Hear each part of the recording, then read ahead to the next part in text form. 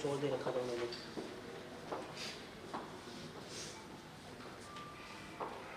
अच्छा ठीक है।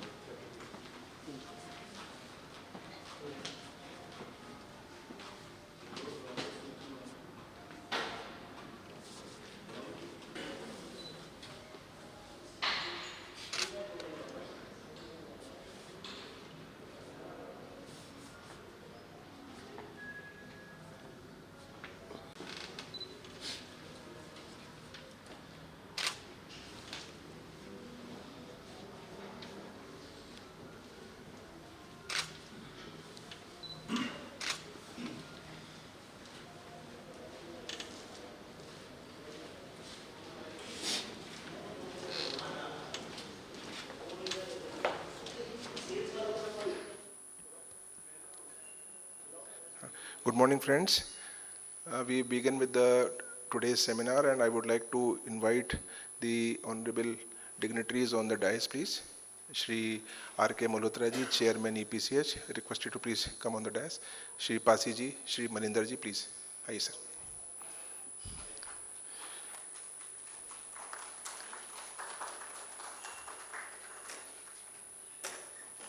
Vishal sir, please, on the dais, please. Chawla sir.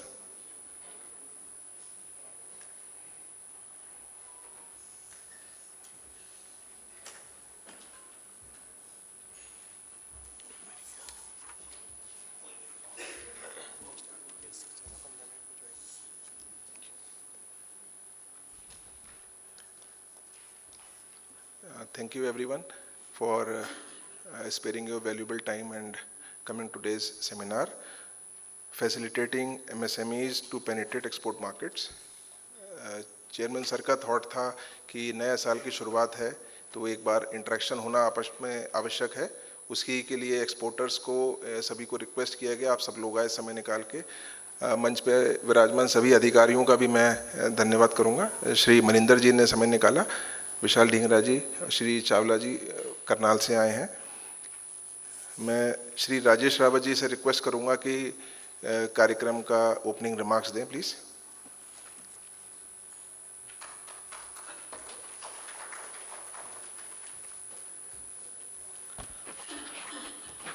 Thank you, Siddharth. I, on behalf of Export Promotion Council for Handicrafts, welcome you all to today's seminar on facilitating MSME to penetrate export market. And as Siddharth explained, we have got experts from GST, ECGC, MSME, and Buying Agents Association to guide you on how the MSME can be encouraged to do exports and contribute to the export of the country. Now we have with us Shri Rajkumar Malhotra, Chairman EPCH. We also have with us Shri Ravi K. Pasi, Convener Northern Region and past Chairman EPCH. Shri Maninder Kumar, Joint Commissioner GST from Gurugram. Shri Jaipal, Joint DGFT, Ministry of Commerce and Industry, is shortly going to join us. He's on his way. We have with us Shri Sanjeev Chawla, Director MSME Development and Facilitation Office, Karnal. We have with us Shri Vishal Dhingra, Chairman Buying Agents Association. We also have a very important faculty with us, Shri Manoj Kumar Goyal. Most of you may know him because he has been our faculty for the last 6 years. He's amongst us sitting in front. He's a managing partner of RHMS company. And we also have with us Shri Sanjay Behra, branch manager from ECGC Limited. So as the topic suggests, that our purpose of coming here today on this very cold morning is that we would want to warm you up to the possibility of exploring the export markets and how those export markets are facilitated through various agencies like GST, ECGC, MSME, and very important, last but not the least, is the Buying Agents Association, who are going to guide us as how to tap the overseas buyers during these times. So thank you all for joining us. I now request Shri Rajkumar Malhotra, Chairman EPCH, to initiate the proceedings. Sir. Thanks.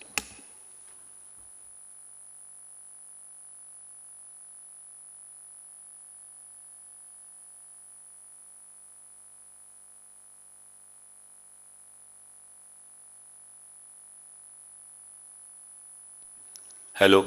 Thank you very much, Rajesh. Thank you. Good morning.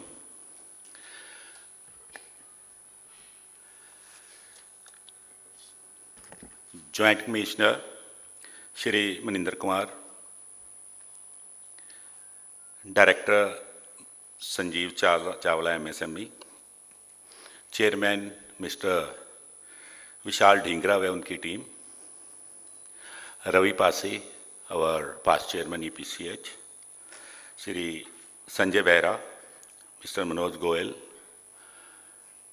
GST, MSME के अन्य officials, industry के जुड़े हुए and respected exporters and press and media, EPCH के मेरे साथी, CEO के मेरे साथी मिस्टर मनीष शर्मा, आप सबको नव वर्ष की शुभकामनाएं। आप सबका स्वागत है, आप सबका अभिनंदन है। Welcome all of you. अभी मिस्टर राजेश रावत हमारे EPCH के डायरेक्टर, उन्होंने एक मेरे को पर्चा दिया कि ये आज आपकी फॉर्मल स्पीच है। मैंने कहा राजेश जी, मेरे को कुछ साथियों ने बोला कि यहाँ हम जिस काम से आए हैं आप ज़रा भाषणबाजी कम ही करें, तो भाषण नहीं हम आज करने जा रहे। तो प्रैक्टिकली जो इंडस्ट्री को, एक्सपोर्टर्स को, बिजनेसमैन को डे टू डे समस्याएं आती हैं, प्रॉब्लम्स आती हैं, उसको ही हम आज डिस्कस करने जा रहे हैं। सबसे पहले मैं चाहता हूं कि सरकार, क्योंकि सरकार के साथ में, चाहे एज ए FIO मैं चेयरमैन नॉर्दर्न इंडिया, जिसमें आप समझ सकते हो कि 30 काउंसिल्स हैं, 5 बोर्ड हैं, मैं नॉर्थ इंडिया का चेयरमैन हूँ। EPCH जिसके अंदर लगभग 10,000 एक्सपोर्टर हैं, मैं उसका अब सेकंड मेरा टेन्योर है एज ए चेयरमैन। हम लोगों को सरकार ने लगभग, मैं ये कह सकता हूँ कि खासकर इस सरकार ने इतना हमारे को मदद करने की कोशिश कर रही हैं हमारे थ्रू इंडस्ट्री की, कि मैं अगर तहे दिल से उनका सरकार का शुक्रिया अदा करूं तो बहुत कम होगा। मैं तो यहाँ तक सोचता हूँ कि हम लोग इंडस्ट्री, या हम जो सरकार और आपके बीच में एक कड़ी हैं, उतनी शायद मेहनत नहीं कर रहे जितने सरकार और उनके ये डिपार्टमेंट हैं जो गवर्नमेंट के, वो कोशिश करते हैं कि हम किस तरीके देश को कितनी जल्दी आगे ले जा सकते हैं। हम शायद अब कहें तो हमारे जो आदरणीय प्रधानमंत्री मोदी जी, जो लोग कहते हैं जैसे राजा वैसी प्रजा, यथा राजा वैसा प्रजा, राजा इतना एक्टिव है कि उसी हिसाब से सरकारी डिपार्टमेंट, उसी हिसाब से उनके मंत्री। आप शायद इस बात को हैरान होंगे कि जितनी बार मंत्री जी हमारे को बुला के हमारे से डिस्कस करते हैं, मैं ओपनली आपको कह रहा हूँ, कई बार हम सोचते हैं भैया थोड़ा हमें भी चैन लेने दो, हमें रुक बैठने दो। अभी लास्ट वीक आपने बुलाया, मीटिंग हुई किसी बात पे, आज फिर आप बुला रहे हो। मतलब एवरेज हमारी एक वीकली उनसे सेक्रेटरी से, जॉइंट सेक्रेटरी से कहीं ना कहीं डिस्कशन वर्चुअल हो या फिजिकल होती रहती है। मैं सरकार की हर मामले में और उनके डिपार्टमेंट को कहें तो सलाम करता हूँ, सल्यूट करता हूँ। इसके बाद में अब कई चीज़ें ऐसी हैं कि सरकार से बेनिफिट, सरकार इतने बेनिफिट दे रही है और शायद हम लोगों को, एक्सपोर्टर को, आम एक्सपोर्टर को, छोटे एक्सपोर्टर को पता नहीं है। उसके लिए हमने MSME को बुलाया हुआ है, उनके जो ऑफिशियल्स हैं वो आपको गाइड करेंगे। इंडस्ट्री के लिए सबसे ज़्यादा होता है कि वो कितना काम कर सकती है, कहाँ कर सकती है, कैसे कर सकती है। उसके लिए हमने मिस्टर विशाल ढींगरा और उनकी टीम, जो सोर्सिंग कंसल्टिंग एसोसिएशन जो BAA है, जिसमें लगभग 200 बाइंग एजेंट्स हैं, उनके प्रेसिडेंट इस टाइम यहाँ आए, उन्होंने अपना समय निकाला, उनका तहे दिल से धन्यवाद। GST की समस्याएं हमारे joint commissioner mister Maninder Singh ji यहाँ आए, उनका तहे दिल से धन्यवाद। अगर हम लोग काम बढ़ाना चाहते हैं तो सर्वप्रथम हमें चाहिए, मैं जो मेरा भाषण का 10 मिनट है वही लूँगा, उससे ज़्यादा नहीं लूँगा। सबसे ज़्यादा उसमें चाहिए हमारे को आपका प्रोडक्ट। आपका प्रोडक्ट क्या है, ये आपका काम है। उसके बाद में जरूरत है मार्केटिंग। मार्केटिंग में लोग कहते हैं कि हमें बाइंग हाउस वाले एंटरटेन नहीं करते। मेरे पास में जो लोग आते हैं हमें एंटरटेन नहीं करते। मतलब कि आप अगर कहो तो एवरेज हर दूसरे दिन सर होता है जी आप विशाल जी से बात कर लो, वो बाइंग हाउस में गए, वो बात नहीं करते। मैंने कहा क्यों नहीं करते? उन्होंने उनका आप उनका प्रोडक्ट हो, आपके बिना वो सरवाइव नहीं कर सकते। आप बायर, वेंडर और बायर की वो कड़ी हैं, आपके बिना वो नहीं रह सकते। तो हो ही नहीं सकता आपको एंटरटेन नहीं करे। नहीं, मैं वहाँ गया, मैं आपको एग्जांपल दे रहा हूँ, ये 3 दिन पहले की बात है, मैंने विशाल से डिस्कस करा। वो कह रहे कि मैं गया, वो कहते हैं आप क्या बनाते हो? मैंने तो उनको बोल दिया कि कुछ भी बनवा लो। मैंने कहा आपको क्या एंटरटेन करें?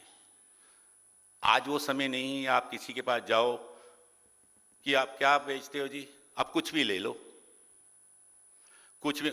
मैं कहा ऐसे आप बिजनेस इससे बाहर निकल चुका हुआ है। You should be specialized. आपको पता होना चाहिए आपकी एक यूएसपी क्या है।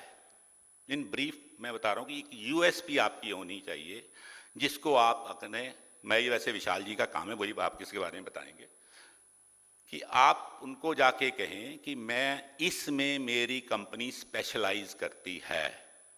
वो प्रोडक्ट है, वो क्वालिटी है, वो आइटम है, आपकी डिलीवरी है। तब वो आपको आपके ध्यान से आपकी बात सुनेंगे, फर्दर आगे चलेंगे। मैं कहूँगा ये विशाल जी का सब्जेक्ट है, वो खुद देखेंगे इसको। टैक्स के मामले में सरकार हमारे से रोज हमारे से इनपुट्स मांगती है, आपको कहाँ समस्या है, क्या प्रॉब्लम है, पॉलिसी मैटर है। इसलिए कहीं मेरे पास बात आती है कि भाई रोज चेंजेस क्यों आते हैं। आज ये आया है, थोड़े दिन बाद नया एक्ट आ गया जी, इसमें चेंजेस हैं। वो हम लोग मांगते हैं उनसे। हम कहते हैं कि ये कोई कहीं आप आगे बढ़ेंगे, कोई समस्या आएगी तो हमें सरकार के पास जाना पड़ेगा, दी आपने ये करा है, इसमें ये समस्या आ रही है। सरकार को कुछ नहीं पता। इंडस्ट्री हमारे थ्रू, काउंसिल्स के थ्रू जाके गाइड करती है कि भाई ये प्रॉब्लम आई है, इसका आप हल निकालो, इसलिए चेंजेस आते हैं। उसके बाद में होता है कि आपने माल भेजा, अब जब तक आपको पेमेंट नहीं आएगी आप सर्वाइव नहीं कर सकते। उसके लिए ईसीजीसी से हमने लोग बुलाए हुए हैं ताकि आपको पेमेंट की गारंटी हो। एक छोटी सी चेन बनाने की कोशिश करी गई है। सरकार ने काउंसिल को, हमारी फीओ को इस तरीके के सेमिनार और गेट टुगेदर करने की फंड्स देते हैं। उसके लिए हम ऐसा जैसे आज हुआ है, लगभग 30 to 40 हम लोग ऑल इंडिया बेसिस पे कर रहे हैं। तो मैं चाहता हूं कि आज का समय आपके लिए वर्थ हो, आपने समय निकाला, आपका धन्यवाद।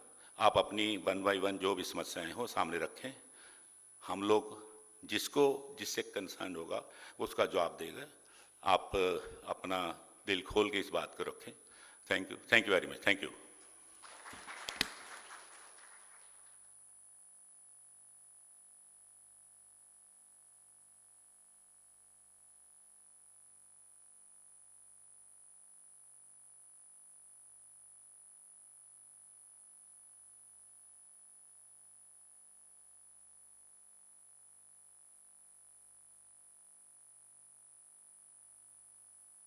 Thank you very much, sir.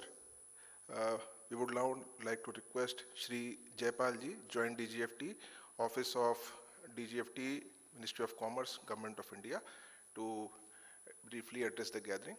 We will have question answers session after our dignitaries will address you. Thereafter, we will have a brief presentation on GST, and then we will have a question answer session.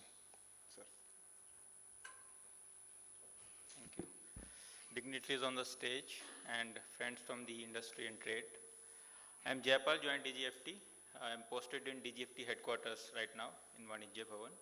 Earlier, I had been associated with the DGFT Panipat, which looks after most of Haryana. And earlier to that, when Chandigarh office was also there, I was posted in Chandigarh office also for 2.5 years. So I have some idea about the industry in Haryana. So that's why they have sent me for this seminar. Most of you, I think, are aware about the DGFT schemes like Advanced Authorization Scheme, then there is EPCG scheme, and most of you are already taking benefit of those schemes. तो उनके बारे में ज़्यादा detail में बात करने की कोई ज़रूरत नहीं है, टाइम भी नहीं है उस तरीके का, बिकॉज हम लोग आप लोगों की समस्याएं सुनने के लिए और उनका जो है निवारण करने के लिए यहाँ पर इकट्ठा हुए हैं. So will not go in detail about the schemes etcetera. मैं दो चीज़ों की तरफ ही एक थोड़ा सा ध्यान देना चाहूँगा. One thing is regarding the district export hub scheme. एक नई स्कीम है सरकार की. हर एक डिस्ट्रिक्ट के अंदर some products are being identified कि किस डिस्ट्रिक्ट में कौन से प्रोडक्ट का एक्सपोर्ट पोटेंशियल है. Accordingly export plans, draft export plans have been drafted. उनके बेसिस पे आने वाले टाइम में those plans will be implemented. और इसके अंदर बहुत सारे हैंडलूम के, हैंडीक्राफ्ट के प्रोडक्ट हरियाणा से चूज़ किए हैं. वो ड्राफ्ट्स अभी ड्राफ्ट स्टेज पे ही हैं, कुछ फाइनल भी हो गए हैं. आने वाले टाइम में क्या होगा, इनिशियली पायलट बेसिस पे कुछ डिस्ट्रिक्ट चूज़ किए जाएंगे, उनको प्लान्स को इम्प्लीमेंट किया जाएगा.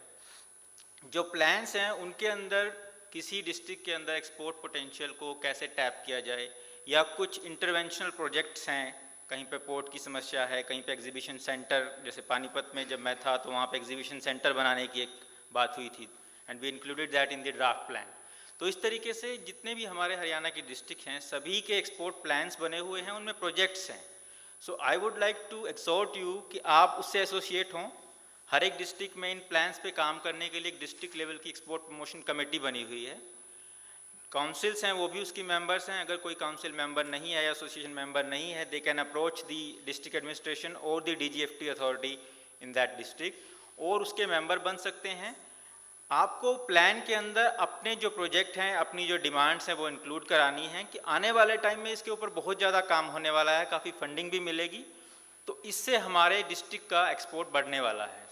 तो मैं आपको चाहूँगा कि आप इस चीज़ के बारे में थोड़ा ध्यान दें. EPCH को भी बोलूँगा मैं कि वो भी एसोसिएट हों इसके साथ में. In coming years these plans will be implemented on ground. दूसरी चीज़ जो मैं कहना चाहूँगा, वो हाल में मैं DGFT में पोस्टेड हूँ, तो वहाँ पे मेरे पास हैंडलूम काउंसिल वाले काफ़ी लोग आए. उन्होंने बताया कि कैसे हैंडीक्राफ्ट और हैंडलूम जो है उनका एक्चुअल एक्सपोर्ट इंपोर्ट कितना है उसका सही डाटा भी एज सच अवेलेबल नहीं है, बिकॉज हमारे पास जो है सेपरेट ITCHS कोड्स वगैरह नहीं है उस चीज़ को. अगर हमारे पास डाटा ही अवेलेबल नहीं होगा तो उस तरीके की हमारी जो बेसिकली पॉलिसी है जो उस चीज़ को मतलब कि टारगेट करे वो ही प्रॉपर तरीके से बन नहीं पाएगी. सो काउंसिल के थ्रू, एसोसिएशंस के through we are also working on it कि कैसे हैंडलूम का जो है सेपरेट कोड्स बनाए जाएं ताकि हैंडलूम का कितना पोटेंशियल है, हैंडीक्राफ्ट का कितना पोटेंशियल है, उसके ऊपर काम हो सके और अकॉर्डिंगली जो है पिन पॉइंट करने वाली पॉलिसीज़ बनाई जा सकें. तो इसमें भी अगर आप लोगों की तरफ से कुछ इनपुट मिलेगा, we will really appreciate that. So finally, I appreciate the EPCH कि आप लोगों ने basically councils do the work of bridge between the trading community and the government. जो आप लोगों की समस्याएं हैं वो हमारे तक आती हैं, accordingly फिर हम लोग policy intervention करते हैं. और इस तरीके के सेमिनार जब मैं even regional offices में posted था, we used to do these kind of seminars with councils and they are really helpful. So whatever your problems are, I'm here related to DGFT or Ministry of Commerce and Industry, and we'll try to resolve that. Thank you very much.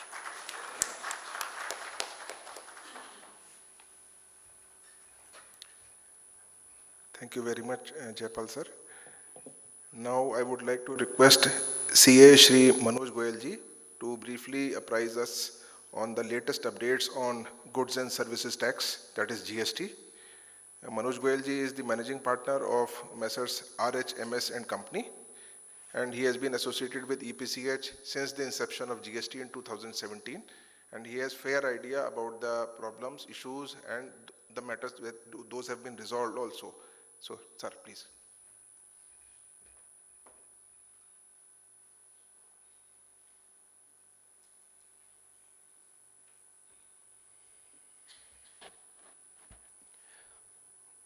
all the dignitaries on the dais and off the dais, the exporter community, learned colleagues, friends. It has always been an honor to be amongst such august gathering of the handicraft exporters. So, as Rawatji has already told that I have been associated with this council for more than 6 years now. My association with the council is as old as the GST. So, I've been associated and got the opportunities time and again of interacting with many of you on the subject of GST, and particularly GST's implications on the export community. So, as today we have limited time in terms of discussing the latest amendments or whatever has been changed in the law. So, we will not get into the details of every change that has been made, but some significant changes, and then probably in the next session we can take some questions if there are any. So, some most important changes which have come across in past 6 months or a year's time, I would like to take them up as long as they are impactful on the export business. So, one important thing which has come up in the month of August is a circular issued by the government where they have clarified a few very contentious issues, and they were like legacy issues which were always at various levels of litigations. So मेरे ख्याल से वो सबको जानना बहुत ज़रूरी है क्योंकि not only for exporters but all other businesses they are very impactful. एक उसमें मेजर चेंज है LD चार्जेस का, जो लिक्विडेटेड डैमेजेस हैं उसके ऊपर there was always a concern that अगर किसी भी सिचुएशन में आपने कोई लिक्विडेटेड डैमेजेस चार्ज किए हैं या ऑन द अदर साइड कोई लिक्विडेटेड डैमेजेस पे किए हैं, तो they were always subject to the service tax, and then of course after the GST implementation they were further brought into the taxability network, and the department was always of the view कि अगर कोई भी LD charges कहीं पे charge हो रहे हैं तो उनके ऊपर GST की implication होगी. But with this circular coming in, they have beautifully clarified कि liquidated damages जो हैं they are not subject matter of the GST because there is no intended supply involved in this transaction. So going forward, I think this circular has quite clearly mentioned that there is no need to charge any GST on the liquidated damages. So that is one welcome change which they have clarified through the circular. Another one is similar to this, which is about the notice pay. So generally ऐसे बहुत सारे issues service tax के time से चल रहे थे, जिसमें notice पे एक बहुत बड़ा इशू था कि जब भी कोई एम्प्लॉई आपका छोड़ के जाता है और वो कुछ नोटिस पे आप उसकी डिडक्ट कर लेते हो, चाहे वो आपको कम टाइम के लिए सर्व करके गया हो या उसने अपना नोटिस पीरियड पूरा सर्व नहीं किया, तो जनरली बहुत सारी कंपनीज नोटिस पे काट लेती हैं. तो उस केस में डिपार्टमेंट का हमेशा ये व्यू होता था कि जो डिडक्शन ऑफ नोटिस पे है that is a taxable transaction और आपको उस पर GST पे करना पड़ेगा. But with this circular now they have clarified on this aspect as well, saying that there are no taxes involved in this category also. तो अगर आप notice पे चार्ज करते हैं अपने एम्प्लॉय से डिडक्ट करते हैं, so no tax is involved there. So apart from this, एक बहुत मेजर चेंज जो लॉ में हम सबको इम्पैक्ट करने वाला है वो है धीरे धीरे GSTR 2A या 2B में जो आपके इनपुट्स दिखाई देते हैं उनको ही आप एलिजिबल क्रेडिट मान सकते हैं, उन्हीं का इनपुट क्लेम कर सकते हैं और उन्हीं का रिफंड भी क्लेम कर सकते हैं. अगर 2017 से लेके अब तक की जर्नी देखी जाए तो धीरे धीरे इस लॉ को बहुत ज़्यादा स्ट्रिक्टली टाइटन किया गया है. स्टार्टिंग के 2 सालों में जो आपके GSTR 2A में इनपुट्स अवेलेबल थे वो भी आपके लिए एलिजिबल माने जा रहे थे.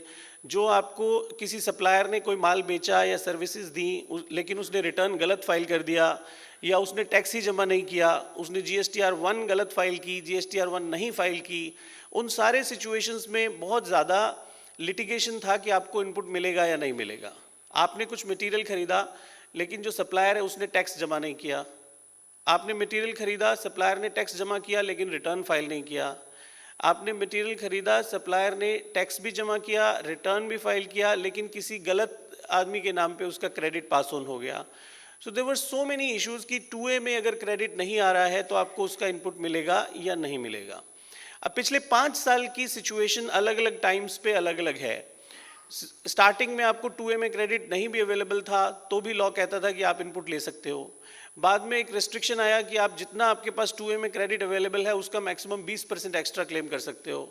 फिर वो 20% कम होकर 10% हुआ, 10% कम होने के बाद अब वो 0 हो गया है। तो प्रेजेंट सिचुएशन में जो सबसे ज़्यादा इंपॉर्टेंट एस्पेक्ट है वो ये कि अगर आपका GSTR 2B में कोई क्रेडिट रिफ्लेक्ट नहीं कर रहा है तो लीगली अब आप उसका इनपुट टैक्स क्रेडिट क्लेम नहीं कर सकते हैं। ये प्रेजेंट सिचुएशन है। तो we all have to be very mindful कि आप जिन भी सप्लायर्स के साथ काम करते हैं उनके रेगुलर रिटर्न्स और टैक्स डिपॉजिट्स को आप कंट्रोल कीजिए, मॉनिटर कीजिए, अपनी पॉलिसी इस तरह से बना लीजिए कि जब तक GSTR 2A या 2B में वो क्रेडिट्स दिखाई नहीं दे रहे हैं तब तक आप उनको उतनी पेमेंट होल्ड करके चलें अपने सप्लायर्स को, या जो भी एक कमर्शियल बिजनेस डिसीजन है, जो सेंसिबल डिसीजन है वो लेके चलें। Because input tax credit claimed which is not available in GSTR 2A और 2B will be strictly disallowed, और अगर आपने उसका रिफंड किसी तरह से क्लेम कर लिया है तो that is subject to repayment again with all the interest and penalties as applicable. So that is one of the most important change कि गोइंग फॉरवर्ड आपको जितने भी क्रेडिट्स लेने हैं इनपुट और जिनका आप रिफंड क्लेम करेंगे, please make sure that all of them are available in your GSTR 2A and the taxes have been deposited by the concern person. इसी को कंट्रोल करने के लिए बहुत सारा मैकेनिज्म डिपार्टमेंट ने धीरे धीरे डेवलप किया है। अब ये हो गया है कि अगर किसी भी एसएससी ने अगर एक पर्टिकुलर मंथ की GSTR 1 फाइल नहीं की है तो उसके बाद उसके ई-वे बिल्स भी जनरेट होना बंद हो जाएंगे। अगर उसने GSTR 1 फाइल नहीं की है तो उसका 3B करेक्टली फाइल नहीं हो पाएगा। पिछले महीने का 3B फाइल नहीं किया तो करंट मंथ का 3B आप फाइल नहीं कर पाएंगे। तो ये सारे के सारे रेस्ट्रिक्टिव मेजर्स हैं basically to avoid a situation where the supplier himself has not deposited the tax but the recipient has claimed the input tax credit. To restrict these kind of situations, the law has been tightened to a great extent. So that is one of the major change which has come up, जिसमें input tax credit लेने से पहले हमें बहुत vigilant होना पड़ेगा, और know your suppliers का कॉन्सेप्ट जो है उसको आप अपनी ऑर्गेनाइजेशन में डेफिनेटली शामिल कीजिए। जितना हो सके एडहॉक सप्लायर्स जिनके साथ आपके लॉन्ग टर्म रिलेशंस नहीं हैं उनको जितना अवॉइड कर सकते हैं, बिकॉज ये जो फ्लाई बाय नाइट सप्लायर्स होते हैं या बहुत सारे लोग एजेंट्स के थ्रू माल खरीदते हैं जिनमें एक्चुअल सप्लायर्स की आइडेंटिटी ही अवेलेबल नहीं होती है। इसको एक्सप्लेन करने के लिए मैं एक छोटा सा लाइव एग्जाम्पल जो मेरे सामने आया वो आप सबके साथ शेयर करूंगा। I think it will be very useful for all of us. So मेरे पास एक करीब 65-70 साल के बुजुर्ग एक बार ऑफिस में आए और उन्होंने कहा कि मेरा चांदनी चौक में ना होलसेल की साड़ियों का काम है, और मेरे एरिया में बहुत सारे ऐसे लोग आते हैं जो मुझे अपने घर पे बैठ के वो साड़ियों में किसी तरह की कढ़ाई बुनाई करके मेरे पास बेचने के लिए लेके आते हैं। तो ये पूरा जो सीलमपुर और शाहदरा का एरिया, यहाँ से रोज़ 100-150 लोग आते हैं और वो मेरे को अपना सामान दिखाते हैं, जो मुझे पसंद आता है वो रखता जाता हूँ और साइड में एक पर्ची बना के उनको दे देता हूँ कि आज आपने 50 पीस आपसे खरीद लिए, 100 खरीद लिए। और जब एक महीने के बाद वो लोग इकट्ठे आते हैं अपना बिल लेके, तो मैं पर्चियों से मैच करता हूँ, जो उनका बिल आता है उसको बुक्स में रिकॉर्ड करता हूँ और बैंक के थ्रू उनको पेमेंट करता हूँ। 1.5-2 महीने का क्रेडिट पीरियड भी होता है। तो अब डिपार्टमेंट GST वाले मेरे पास आए हैं कि इनमें से जितने भी लोगों ने आपको माल बेचा उसमें से 70% लोग GST में नॉन कंप्लायंट हैं। हालांकि जो बिल मेरे पास है वो GST का है, और इवन GSTR 2A में भी सबके अमाउंट रिकॉर्डेड है। मेरे पास जो इनपुट्स आ रहे हैं वो सब 2A में भी दिखाई दे रहे हैं। तो लेकिन एक्चुअल में ये सारे के सारे डिपार्टमेंट का क्लेम है कि नॉन एग्जिस्टेंट सप्लायर्स हैं। इन लोगों ने कभी GST का टैक्स जमा नहीं किया, सिर्फ GSTR 1 फाइल किया जिससे आपको 2A में उसका क्रेडिट नजर आ रहा है। But otherwise all these are non existent entities. जो एड्रेसेस दिए हैं वो सब फेक हैं, वहाँ पे आप जाएंगे तो कोई आदमी नहीं मिलेगा। So there is a demand which has been raised against that entity which runs into crores, because वो 100-150 करोड़ का माल उन्होंने खरीदा, उसके ऊपर मैक्सिमम सप्लायर्स जो हैं वो आइडेंटिफाइबल ही नहीं है, वो कहाँ है ये नहीं पता। तो जो सज्जन उनका कहना है कि भाई इससे ज़्यादा मेरे पास रोज़ 100-150 नए आदमी आते हैं, उनसे मैं माल खरीदता हूँ, मुझे GST का बिल देते हैं, मैं बैंक के थ्रू पेमेंट करता हूँ, 1.5 महीने का उधार भी लेता हूँ उनसे, और वो GSTR 2A में मेरे को क्रेडिट भी दिखाई दे रहा है। तो इससे ज़्यादा मैं उनके घर पे जाके तो वेरीफाई नहीं कर सकता, because there are more than 100 suppliers which come to me every month and all these are new people. किसी से 100 पीस होते हैं, किसी से 200 होते हैं, तो हाउ कैन आई जज देम कि वो लोग एग्जिस्ट करते हैं नहीं करते, टैक्स जमा करा रहे नहीं करा रहे. But actually the scheme of law is such that if the person who has charged you taxes has not deposited the tax to the government, then you are not entitled or eligible to claim the credit of input tax, even though you have every substantial evidence to claim that the money which was paid by you was legitimately paid to the supplier. Now it is his turn to deposit that to the government, and if he has not done it, तो आप उस आदमी को पकड़ो जिसको मैंने tax दिया है और उसने जमा नहीं कराया है. बट एक्चुअल में लॉ इस तरह से काम नहीं करता. एक आखिरी बात जो उतनी ही सेंसिटिव और इम्पोर्टेंट है, एक डिफरेंट केस में मेरे पास एक ट्रेडर आए जो कि कुछ मटेरियल खरीदते हैं डिस्टिलरीज से और उसको लोकल मार्केट में सप्लाई कर देते हैं विद अ मार्जिन ऑफ 1% और 2% मैक्सिमम. तो पिछले 5 साल में उन्होंने करीब 200 करोड़ का माल खरीदा और उसको 202 करोड़ में मार्केट में बेच दिया. जो डिस्टिलरी उनको माल सप्लाई कर रही थी उन्होंने उसके ऊपर कोई टैक्स नहीं लगाया, claiming that this is a product which is exempt under GST. That was the kind of category of a cattle feed, and the distillery claimed that cattle feed is a non-taxable item. There is no tax on that. So 100 crores, 200 crore का माल पिछले 5 साल में उन्होंने खरीदा जिस पे कोई tax नहीं लगा था, और 202 करोड़ का उन्होंने आगे मार्केट में बेच दिया जिस पे कोई टैक्स नहीं लगा था. Now surprisingly, after 5 years, departments have caught them saying that this is a taxable amount, item on which 5% GST is applicable. So first they caught distillery and asked them to deposit tax on 200 crores at the rate of 5%, which is 10 crore rupees along with interest and penalty. Up to this, it looks like कि ठीक है, अगर किसी ने tax जमा नहीं कराया और उसके ऊपर ये liability बन गई है तो it is legitimate. But now the department comes to this trader and tells him कि you also have to deposit tax at the rate of 5% on entire 202 crore rupees. He has not claimed any input tax because 200 crore का माल उसने बिना tax के खरीदा था, 202 करोड़ में बिना tax के बेच दिया.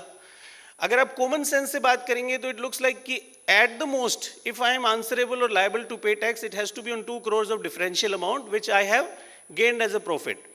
But the scheme of law does not talk like this. It says that every person who is selling anything in the market has to first know कि उसका product कितनी value पे taxable है, उसका rate of tax क्या है, and the tax liability comes on the gross value at which he has supplied the material, irrespective of at how much value he has purchased it from the supplier.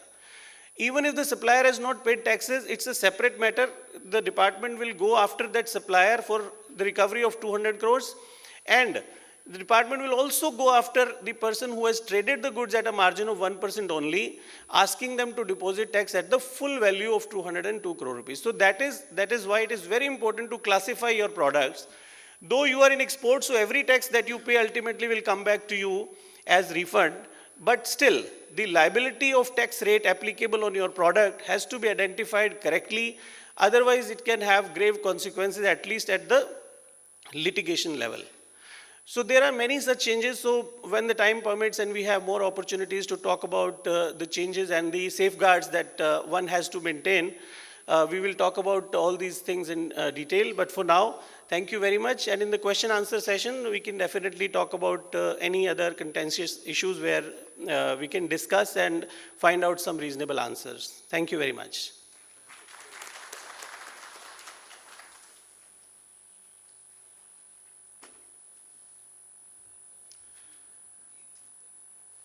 Thank you very much CA Manoj Goyal sir.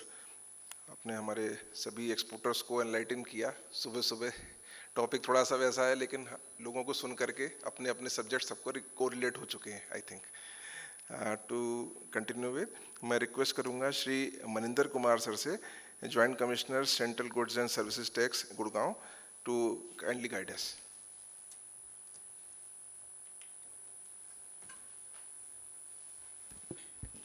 Respected Malhotra ji, Dhingra ji, Pasi Saab, Jaipal ji and Chawla ji, or other exporters who are here, and my friend Shri Manoj Goyal ji, who has enlightened or frightened you, I will say.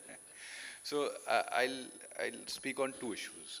First issue is about the response that is we are seeing how quick response of the current government is vis-a-vis the requirements of the industry.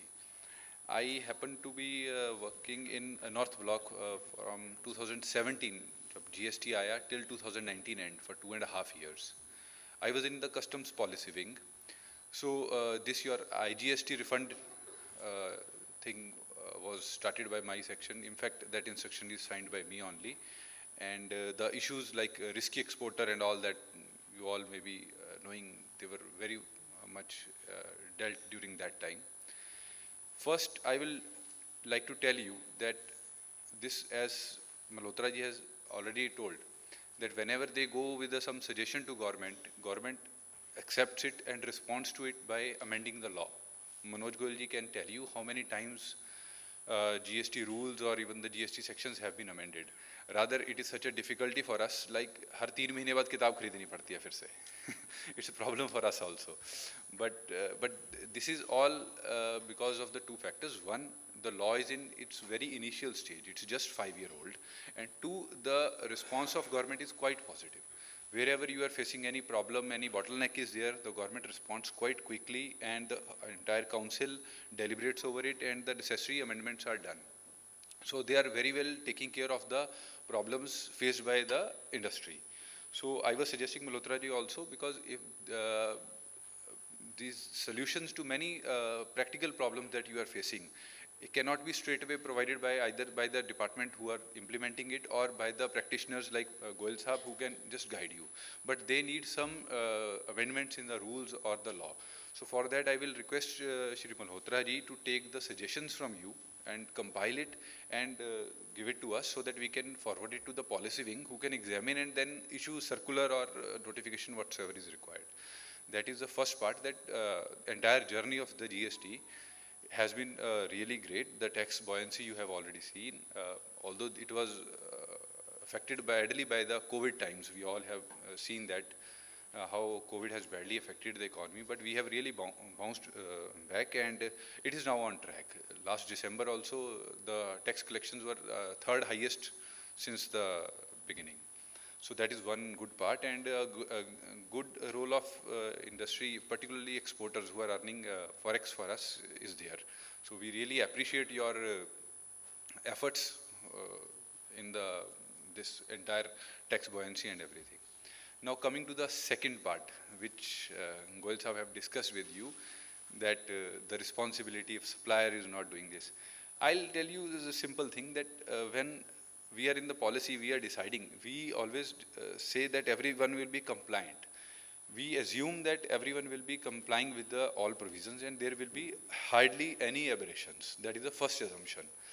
Then the law goes like, if there is some aberration or someone is non-compliant, then to punish that guy so that the others also fall in line and in general compliances are maintained. So like for this exporter thing, Rule 96 IGST refunds is one example. We started off very well. It was all automated. I think many of you will be taking benefit of Rule 96 refunds. That is automatically your shipping bill is a refund claim. Once you file your GSTR 3B, the data matches and automatically it is given you. It's entirely faceless activity. So we started off well. The refund started, and in fact, crores of rupees are being granted in refund without any one of you going to any office or applying for it. But then there were some elements who started misusing it. So the reports, the DRI reports or the custom formation reports or GST field formation started reporting that there is a misuse of the provisions. So then the ministry responded. There was a circular on this risky exporter particularly. We have to see that your supplier analysis was done, and wherever it was found that some suppliers are non-compliant, all the exporters who were taking ITC from them, they were red flagged and the risky exporter verification mechanism kicks in. So that's how the government responds to the threats to the system that is being placed. IGST route is absolutely a great mechanism, but it was a problem created by some of the people who misuse some provisions that government has to come with the risky exporter thing. Anyhow, but I believe if the trade is as responsive as is the government, as we are amending the law and everything, if you are also responsible, as Goelji has already told, that if you KYS, know your supplier, if you know your supplier who is there and whether he has discharged his liability, I think there is no problem. The system is absolutely seamless and faceless. Problem only ticks when there is a guy who has done some mischief and that passed on that ITC to you, and you have used that ITC and claimed a refund or something, then definitely department will come in. As he told that there are the changes in the law. See, ITC is a backbone of GST, input tax credit. It's a value-added tax. Each chain, the ITC can be passed on. But we have to understand one thing. Claiming ITC is not right. It comes with some conditions. And the conditions are in the section 16 to 18. There are section 16.2, subsection 2 is the main.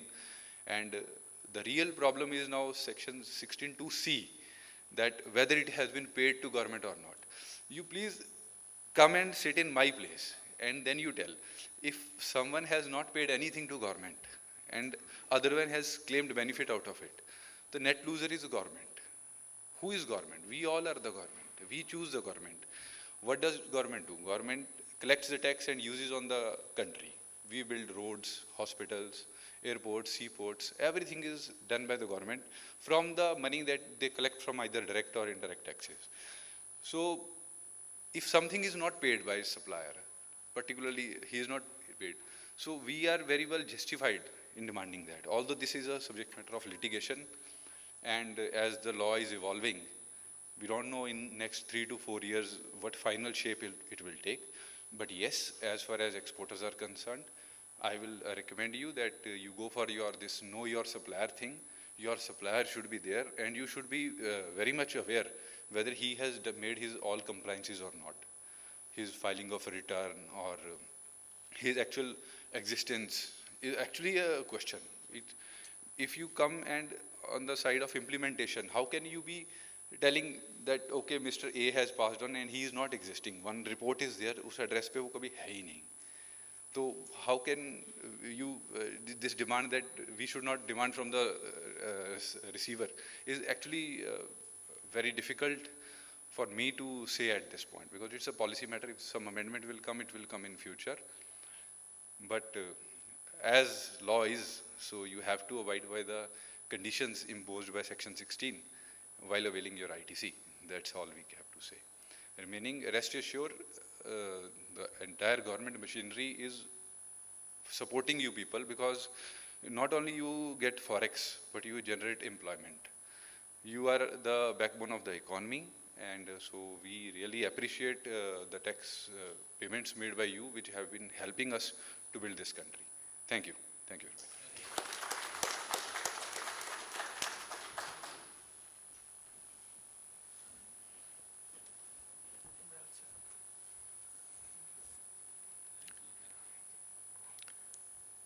Thank you very much, Maninder sir. Now we would like to request Shri Sanjeev Chawla ji, who is the Director, MSME Development and Facilitation Office. The earlier name was MSME DI, and Mr. Chawla has all the way traveled from Karnal to interact with you. Please. Thank you, Tyagi ji. Good afternoon. Respected Rajkumar Malhotra ji, Jaipal ji, Maninder Kumar ji, CA Manoj Kumar Goyal ji, Mr. Vishal Dhingra, Sanjay Behra ji, Rajesh Rawat ji, and my dear exporters. First of all, Tyagi ji ने बता ही दिया है कि हमारे office का नाम development and facilitation office हो गया है. The kind of discussions which are going on here clearly point to this कि हमारा काम अब फैसिलिटेशन का हो गया है. Our entrepreneur is quite aware, उसको पता है स्कीम्स क्या हैं, तो हमारा काम है उसको डायरेक्शन देना. लेकिन जो आज का टॉपिक है penetration into export market, that is, it haunts a lot of MSMEs. जो MSMEs हमारी domestic market में काम करते हैं, when they want to export, they have a plethora of problems. कैसी उनकी ईमेल आईडी हो, कैसी उनकी वेबसाइट हो, कैसा उनका विजिटिंग कार्ड हो, कैसा लेटर हेड बनाएं, किस मार्केट को अप्रोच करें, प्रोडक्ट की प्राइसिंग कैसे करें, वहाँ के एफटीए है कि नहीं, वहाँ के टैक्सेशन क्या हैं, एसपीएस टीबीटी क्या हैं, ये बहुत सारी प्रॉब्लम्स आती हैं। जैसे फॉर एग्जांपल कल ही मैं करनाल में था और एक हाई डेंसिटी फिशिंग करता है आदमी सुल्तान, उसको पद्मश्री भी मिला हुआ है for fishing, but he doesn't know how to export. तो उसकी प्रॉब्लम्स कई तरह की रहती हैं। तो तब हमारा काम शुरू होता है कि हम उसको फैसिलिटेट करें, उसको डीजीएफटी से कनेक्ट करें, उसको ईसीजीसी से कनेक्ट करें, and he is not member of the export promotion council जहाँ से उसको वाइटल इन्फॉर्मेशन मिलनी है, तो उसको उनके साथ कनेक्ट करना पड़ता है। उसके लिए उसको बताना पड़ेगा कौन से स्टैंडर्ड्स उसके लागू होते हैं, किस कंट्री में उसको जाना है। So these are the very difficult scenarios for us. तो तब हम जो है फैसिलिटेशन का काम करते हैं। हमारे यहाँ मार्केटिंग को लेकर के कुछ स्कीम्स भी चलती हैं, कुछ डोमेस्टिक मार्केटिंग की स्कीम्स हैं जिसमें हम लोगों को फैसिलिटेट करते हैं। These are online schemes. उसमें जो भी फेयर्स होते हैं डोमेस्टिक फेयर्स, उसमें depending upon the city there से रिम्बर्समेंट और सारा प्रोसेस ऑनलाइन होता है। इस स्कीम की भी जानकारी हम प्रोवाइड कर सकते हैं। हमारी थोड़ी सी प्रॉब्लम यह है कि हम लोग करनाल में हैं। मोस्टली एक्सपोर्टर्स जो हैं या तो गुड़गांव हैं, फरीदाबाद हैं, पंचकुला हैं, अम्बाला हैं। करनाल में थोड़ा इस तरह का इकोसिस्टम कम है। Panipat has a lot of ecosystem. For domestic market we have PMS scheme, जिसमें कि एग्जीबिशंस में लोग खूब पार्टिसिपेट करते हैं। ईपीसीएच भी उसमें रेगुलर जो है वो उस स्कीम का बेनिफिट उठाता है।